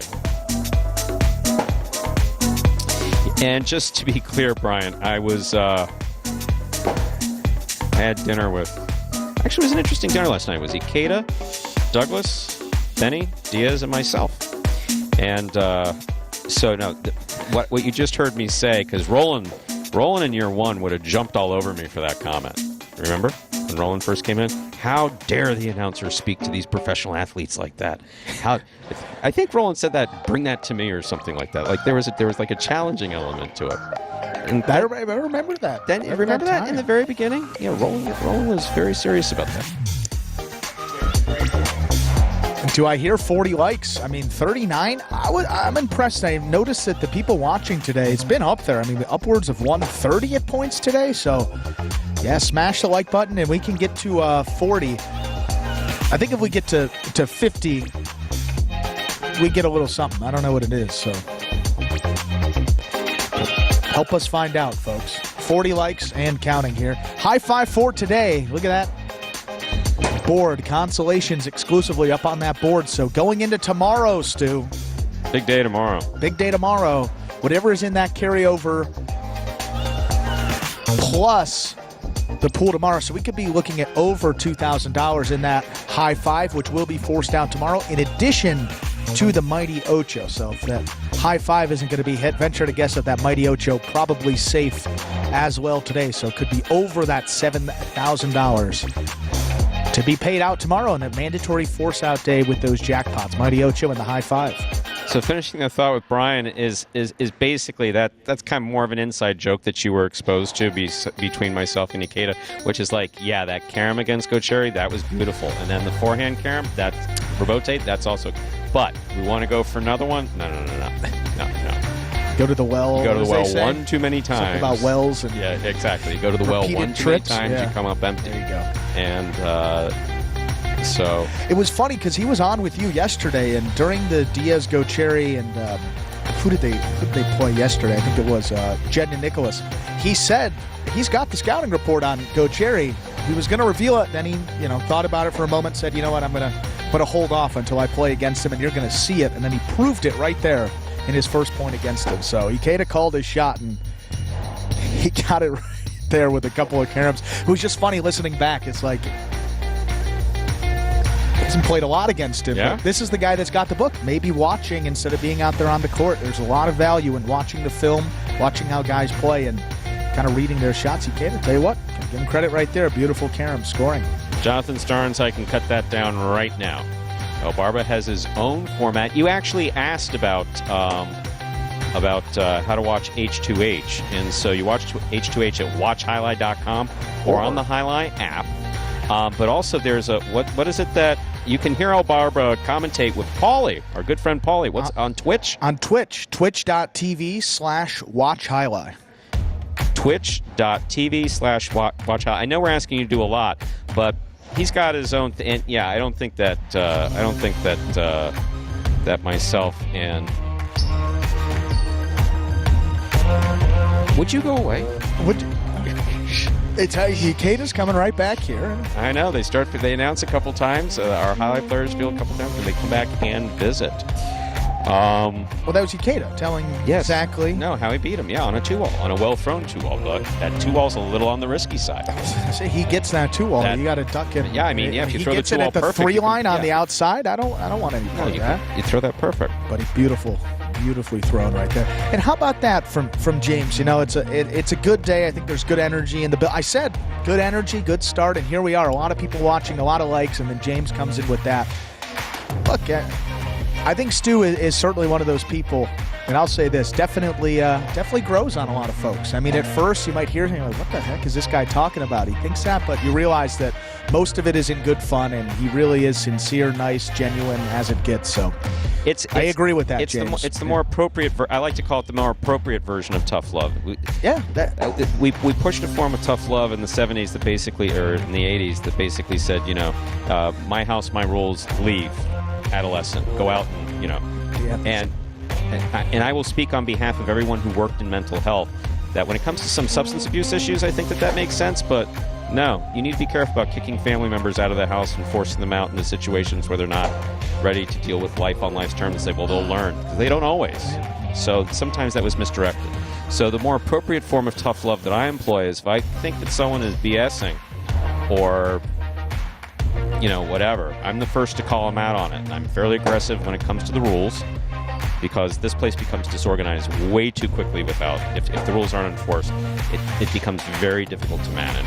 So those two things I take seriously. But also, I'm the first person to, I think Inaki will tell you that when his hand was broken in the Ussen Jack last year, Absolutely. that when I reached out to him, he was amazed that someone had reached out from Magic City. He played in Highlight for how many years? It was very sincere. Yeah. Like, man, look, you broke your hand. Let me know how it's going. Let me know what's going on medically. We'll support you however we can. That's before he ever came into the program. So, I mean, first, as tough as I can be, and as difficult as I can be, and I recognize when I'm being unreasonable. In fact, I put out an apology in the group chat. I had a bad day. Michelle asked me earlier what dictates my mood. Mostly biology. If you watch, if people think I was kidding, but if you watch the documentary, if you watch Magic City Hustle, go to MagicCityHustle.com, download it. I did not want to be in it. I'm not a fan of being on any recording, any TV, this thing we do after H2H. Any video. Not a fan. No. I just don't like doing it. But when I did say that I've been out of therapy and off of meds now for a few years back in 2018, I was being absolutely serious when I made that comment. I grew out of therapy. Many, many years of therapy and many, many years of meds. Now I just take meds as needed. Now with that, folks, time to begin our 7th game. It is a spectacular 7 doubles match, part of the Doubles Championship Series here at Magic City Highlight. Serving in the red shirts, opposed 1, Carballo and Kubala. Receiving in the blue, opposed 2, Jedden and Nicholas.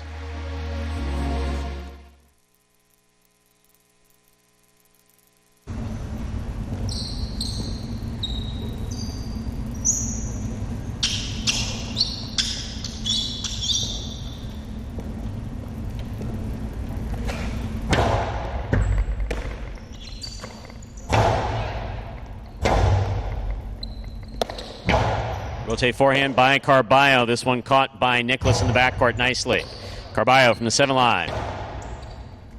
That ball is along the wall the whole way out to the rebote and scores .1. Carballo and Kubala first upon the board in our 7th game. Here are the white shirts, opposed 3.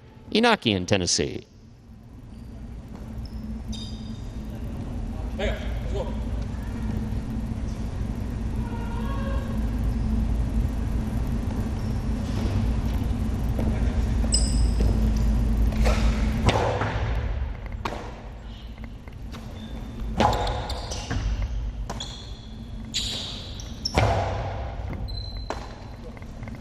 Backhand by Tennessee. That ball went straight over Tennessee's head and scored .1.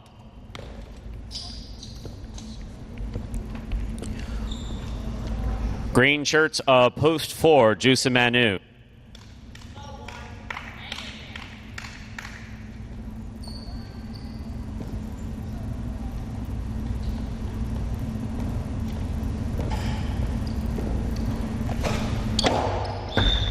Fault under serve. Ball must land between the 4 and 7 line. That fell short. Point goes to the 4. In this matchup, we have Juice serving to the team of Anderluck and Benny.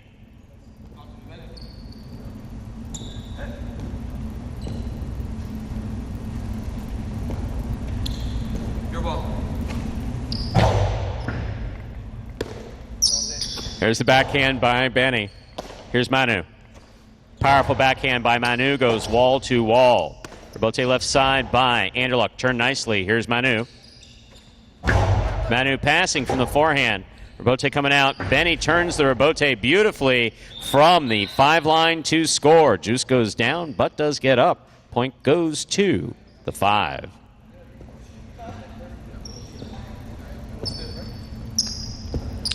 Yellow shirts, post 6, Bueno and Julin.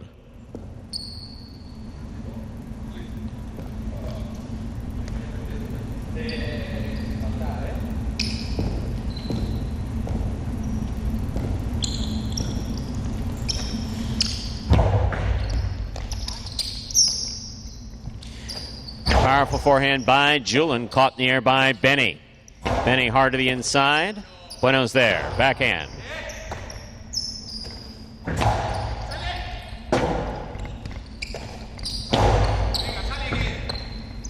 Backhand by Benny. Rebote coming out.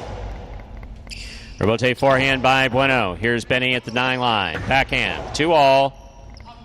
It's out. Point 6.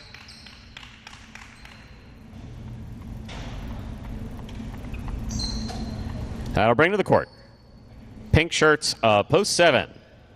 A new and interesting team, CRB and Ben.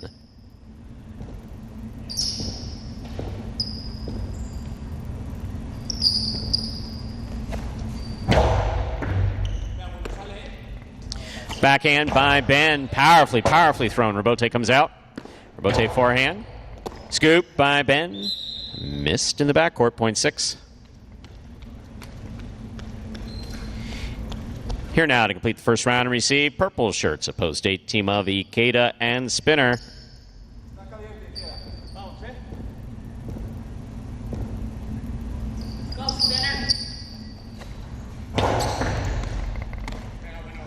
Backhand by Spinner, low runner to the inside, stopped by Julin. Backhand by Julin. Here's Hipica. Julin, backhand from the 10 line.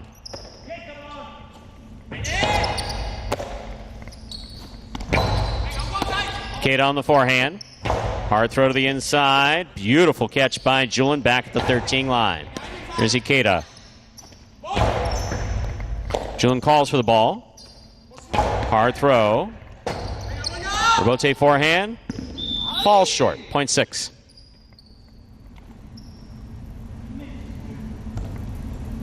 Six on the board with 3 points. Here's post 2. The blue shirts return.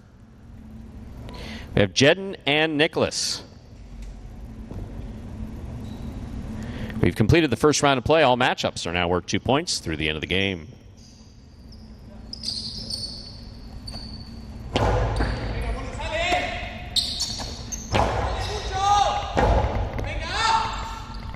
Rotate forehand fired.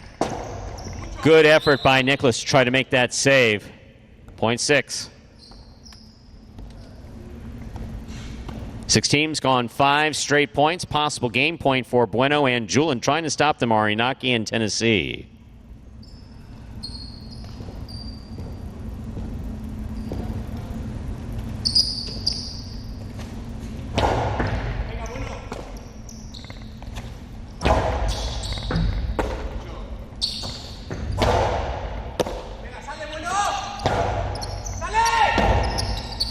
Rebote forehand, hits the pad. Point 3. Play continues. Here's post 1, Carballo and Kubala.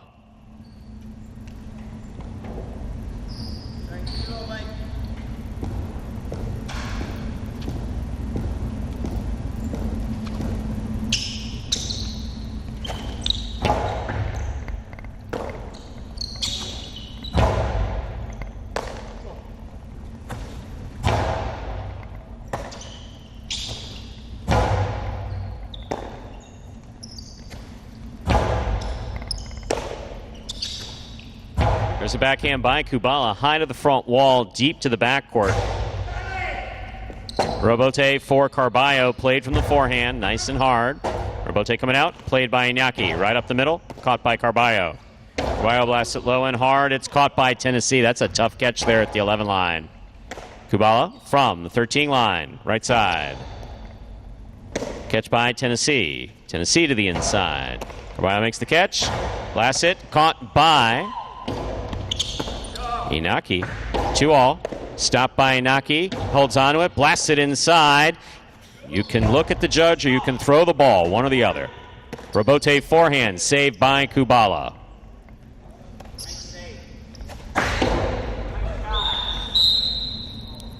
Point 1.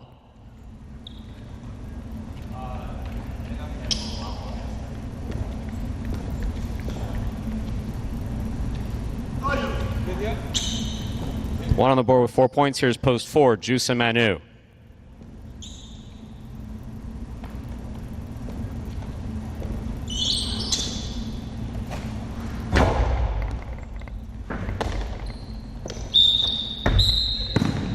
Point 1.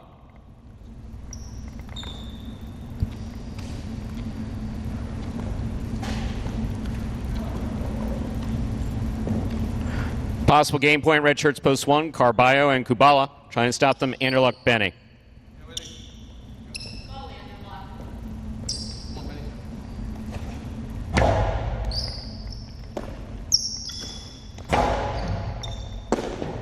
Ball dropped in the backcourt, point 5. Play continues. 5 on the board with 3 points. Here's post 7, the pink shirts. Receiving, CRB and Ben.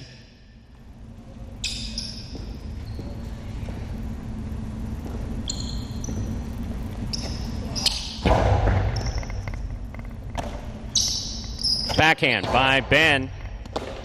Here's Benny.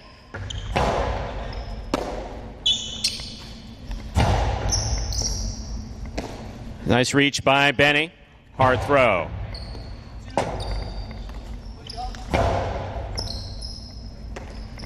There's the backhand by Benny. Catch by Ben.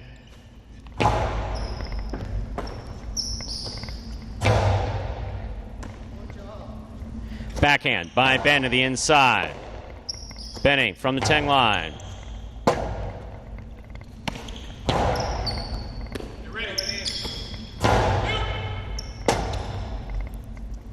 Rebote forehand by CRB. Benny's there. Backhand.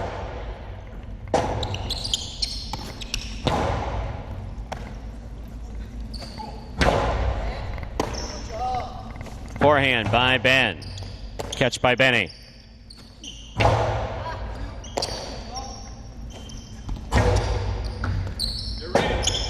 Rebote left side by Benny. Powerful forehand by Ben. Here's the backhand by Benny.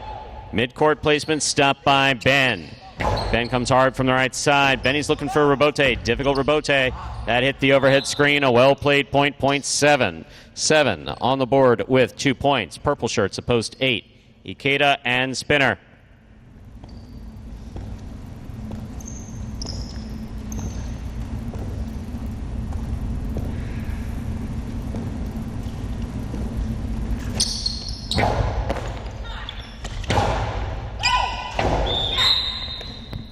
Point 8. 8 is on the board with 2 points. Serving to post 2, the blue shirts return. Jedden and Nicholas.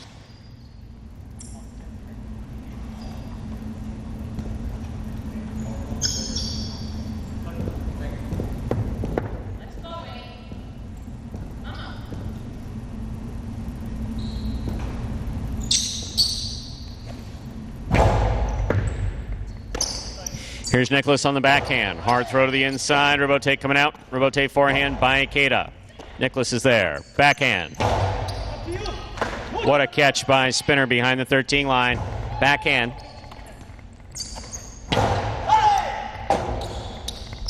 Rebote saved by Ikeda. That was on the side wall. Jedden attacks. Outside placement scooped up by Ikeda. Ikeda blasts it back to the inside where it scores. Point 8.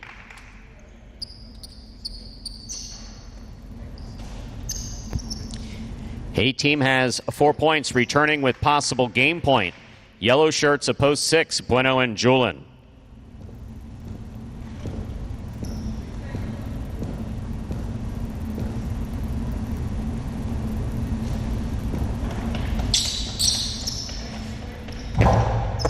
Bueno picks a serve. Placement to the inside. Spinner. Fine catch. There's the backhand. Caught by Bueno. Backhand from the 8 line. Spinner on the forehand. Over the top. Rebote forehand. Spinner's there. Spinner goes deep. Rebote coming out. Rebote save. Will hit the pad, and the pad is bad. That is ruled to have touched the pad. Point 8.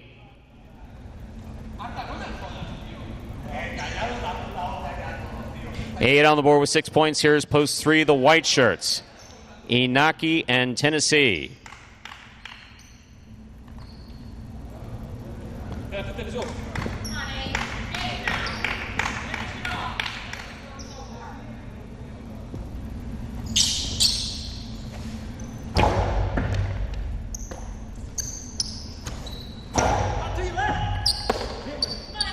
There's the backhand by Spinner.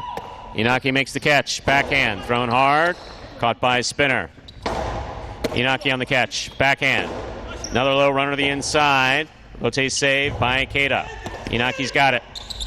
Inaki rifles it to the inside, caught by Spinner. There's the backhand, caught by Inaki. Beautiful catch. Hard throw. Robote's coming out. Robote forehand by Ikeda. Inaki's on it. Costado to the inside. Spinner to the outside. Not outside enough. Point in game. Post 8. Ikeda and Spinner. 1 places, 6 shows. Unofficial order finish, 8-1-6.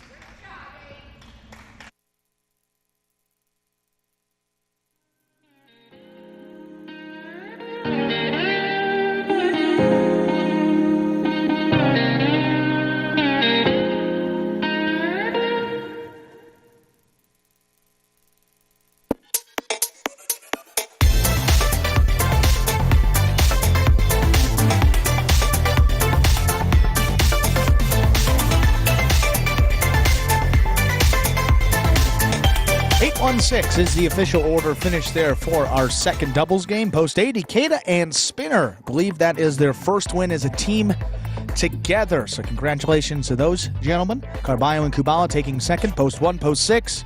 Bueno and Julian coming in third. The I-5, 82838. 4 of 5 numbers turns 124.40. Carryover of $1,061.20 plus whatever is wagered into that pool tomorrow on the mandatory force-out day. Both the High Five and the Mighty Ocho could looking at up over $2,000 in that High Five. The Quinella 1-8, 21-20. The trifecta 8-1-6, 189.20, and $2 on the 8 to win will get you $15.80. Coming up next, we have the finale. Game number 8 will be a spectacular 7 singles match, feature singles game to close out the day here. And post time coming your way in just about 6 minutes. Good luck.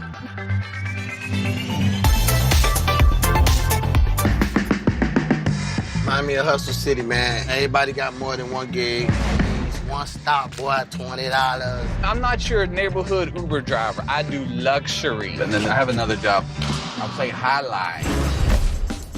I have this crazy idea. Do you think we could send something out to all the ex-athletes for the last 20 years and say, we're looking to hire and train highlight players? When I first got the email, I thought it was pranking me. I need some clarity on this. I went on YouTube and I Googled highlight. I was like, Jai-Alai. They paying us, man, and we can win big money. Let me see what this is all about. That's what you gotta do. Get some money. The players taking the court are all athletes you may recognize. Baseball, football, track and field. Having the word play Division I sport, and then I had a child on the way, so I dropped out. The crack era was tough. Sports in general was a way out of our environment. It's really game time now, man. Blood, sweat, and tears. We got the streets on fire. This is gonna be the first time that my kids will be able to sit in the audience and root for their father. Who wants it more? This is a sacrifice I think is going to pay off in the end. This is a dream for me. I gotta win. Can't get drama better than this.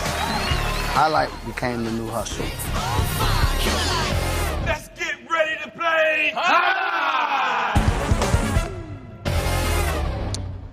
And folks, that is a trailer for the award-winning documentary about the inaugural season of play right here at Magic City. That one is called Magic City Hustle. Directed by Billy Corbin, creator of Cocaine Cowboys, Screwball to You, and much more. This film highlights the transition of these Magic City athletes and their respective careers in other sports.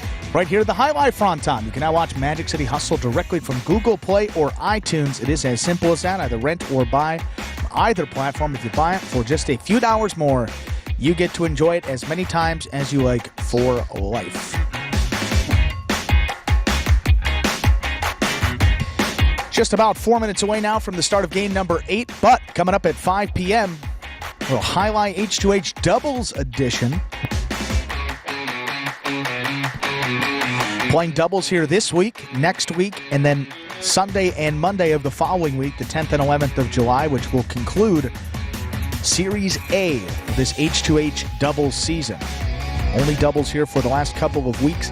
We will get it started with the sub-team, Inaki and Rock, They would be at the top of the standings at 9-2, but not eligible for that prizes. So there have Carballo and Kubala, who are actually in first place. So that should be a heavyweight battle to get us started here in our first match of the day. Following that one, we'll have Joseph and Manu versus Correa and Manny. Bueno and Benny versus Robin and Jewel. And Robin's still out with that hamstring injury, so Bueno and Benny will pick up a win by forfeit. CRB and Douglas take on Diaz and Gocheri. Jen and Nicholas versus Flores and Arats. Correa and Manny versus Bueno and Benny. That is not a mistake on the schedule. Played yesterday. They are playing again here today. And then we have Diaz and Gocheri closing it out against Jairo and Ben. So those are the 7 matches, 6 that will be played here on the 27th of June. Coming up 5 p.m. Eastern Time. Can't watch it here. Have to go over to watchhighlight.com, or you can download the Jai-Alai app and watch the action on the phone, wherever you, on the go, wherever you may be. What did I miss while we were gone? Well, I did want to say this. Michelle, I take that question very seriously, and I don't want you to think that I'm blowing it off, but I'm also totally aware of the forum, Highlight Forum. I speak kind of freely. That's a serious situation, and I'm really not the best person to comment on it. All I do is basically hope that they find some help. If they're looking for it, if they need it, or someone helps them find it as best they can. And apart from that, what was... And again, a lot of people talking about the pad call and hitting the pad on the way down, and that's something that we kind of go back and forth with even back here. It's a very difficult call to make, but if you actually go back in that replay, and I'm defending the judges here, I would say 110% that ball hit the pad. If that ball wouldn't have hit the pad, you would have seen it come straight down. There was a little bit right when it made contact right there where it stayed up a bit or went a little higher. You can tell that in the replay, so... It's difficult to be out. Stu sounds drunk. What the hell? No. He turned it down to 0.25, like speed, and then you sound super slow. I thought I was going to have to fire shots there. No. At our friend who just celebrated a birthday, by the way. I was like, I sound drunk. Let me tell you something, buddy. But I will say, I mean, that is one of the line calls, obviously, but hitting the pad on the way down, it just doesn't look right, and the sound is a little bit off, so not as much. I mean, the pad is the pretty trajectory. When it touches the pad, it has a pretty distinct sound to it, and we're on the opposite side of the court, and we can hear it. We can hear it pretty well. So it's one of those, you can argue it. If that, I mean, I'm not going to say replay, but I think if that would have gone to replay, I would say that probably would have been confirmed by the replay. But if the official makes that call, they hear something. They're not, and that something is definitely the pad right there. And JR saying 100%, and I 100% agree. JR says good call. Stu says good call. If we all three agree back here, it's usually pretty safe. Game number 8, though. One more to go in advance of H2H doubles.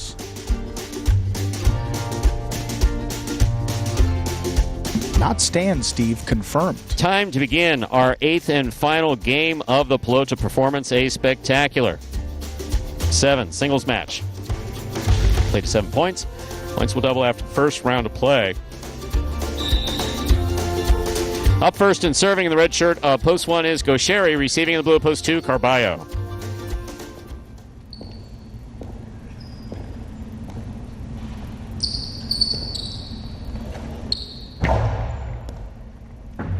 There's the serve. We've begun. Powerful forehand by Carballo. Backhand by Gocheri. Rebote forehand by Carballo. Gocheri makes the catch. 2-all opens wide to score. Point 1.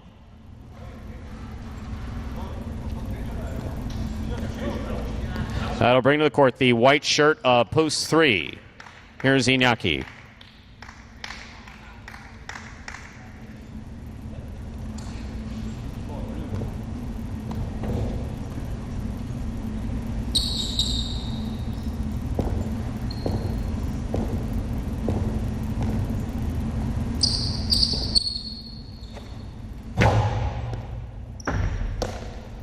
Backhand by Iñaki. Rebote left side by Gocheri.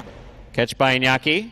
Naki to the inside where it scores. Nicely placed. Point 3.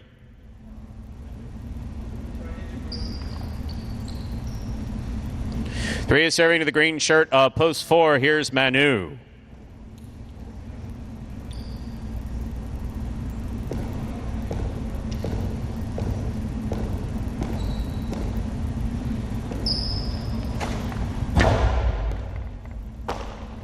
Backhand by Manu.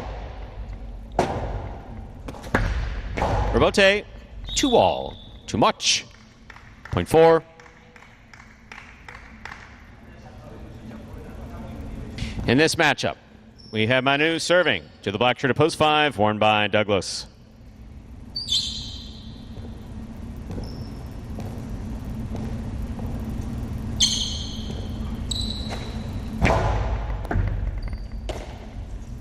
Backhand by Douglas. Rebote forehand by Manu. Douglas is there. Backhand.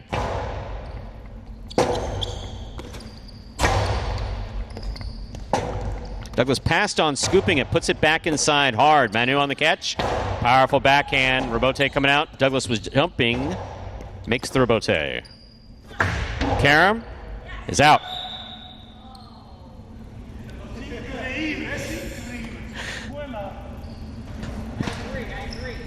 Point 5.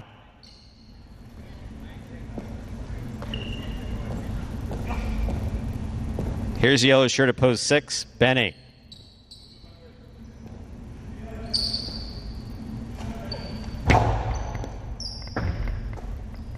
There's the backhand by Benny.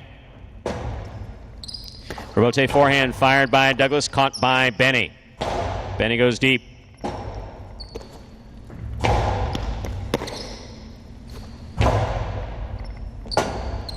Rebote forehand to the inside, scooped up by Benny. Backhand.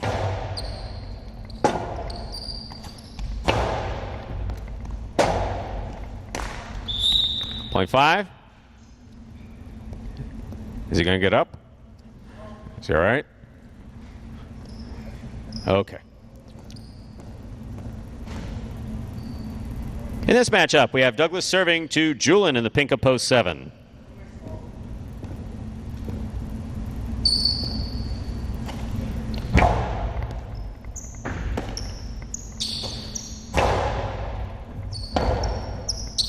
Rotate forehand fired by Douglas, caught by Julian. Julian's 2-all, hits the pad, point 5. 5 on the board with 3 points. Here's post 8. Nicholas. This will complete the first round of play.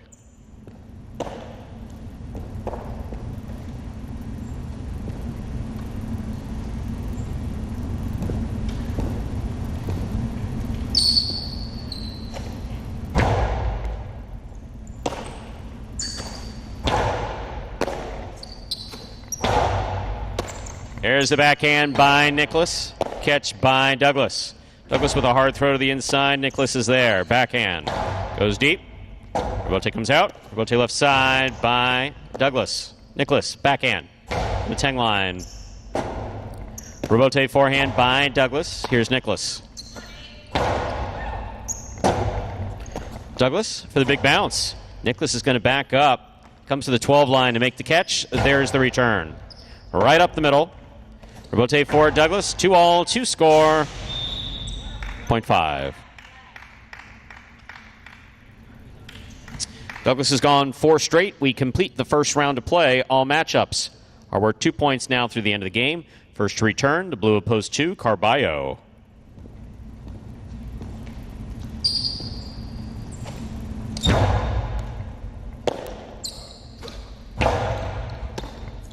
Backhand by Douglas, powerfully thrown right to the corner. Low rebote, missed by Carballo. Point 5. Possible game point for the black shirt of post 5, Douglas. On the court, trying to stop him, number 20, Goshetti.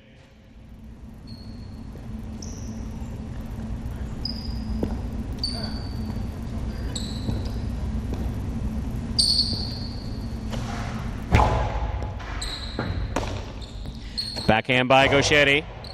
Rebote saved by Douglas. Nicely played to the inside. Cut off by Goshetti. That backhand 2-all is way, way, way out. Point in a perfect game, ladies and gentlemen, to the black shirt of post 5, Douglas. 5 wins at 3, 4, and 1 are playing off for second and third place. 3 first serves to 4.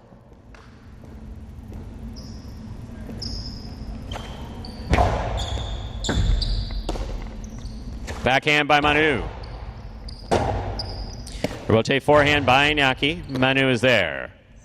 Manu to the inside, scores. Point 4. Possible place point for post 4, Manu. Receiving, Gaucheri.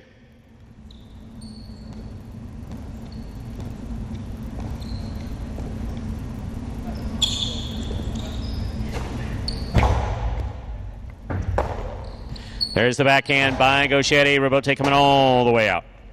Rebote forehand by Manu. Gaucheri for the rebote. Nicely played. Caught by Manu. Placement to the inside, scores. Point and a second place finish for post 4, Manu. 4 places, 3 serves to 1. This is a playoff for third place.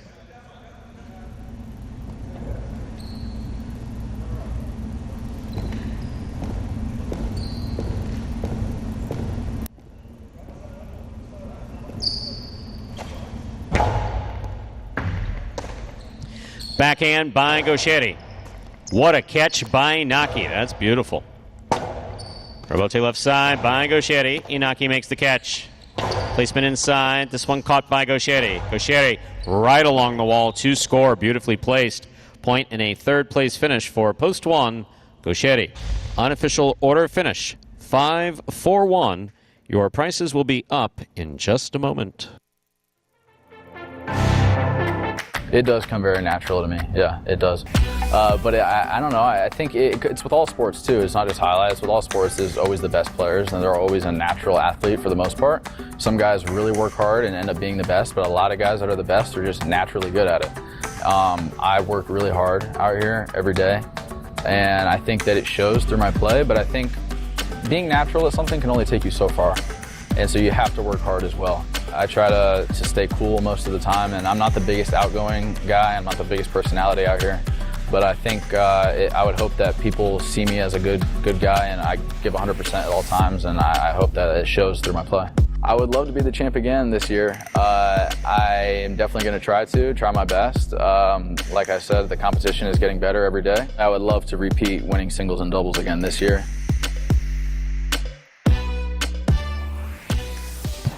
And a big win there for Douglas, running it out perfect in the 8th and final game of the day. Win number 22 for him on the season. You know what that means, Stu? He is now tied with Bueno, third place in that final bonus money slot in singles with those 22 wins. Congratulations there for Douglas, ending that performance on a high note in advance of H2H, again, 5 p.m. Eastern Time. And, of course, thank you, Brian D. Your job here is, in fact, done. You can go back to whatever he's doing. Exactly. Yeah. Well, your job's done. He's an important guy. Yep. He's an important guy. You know, we need to... Yes, 5-4-1, the official order finish for game number 8. $2 quinella, 4-5, $54. Trifecta, 5-4-1, $211.60. $1 wager on 5 to win, $21. 5 to place, $37.60. The pick 3, 385. 3 of 3 numbers returning a whopping... It's like that Cool Whip thing that they do in Family Guy. A whopping $1,056 even. Mighty Ocho, which will be forced out tomorrow, has over $700 in the carryover jackpot, but guaranteed at $5,000.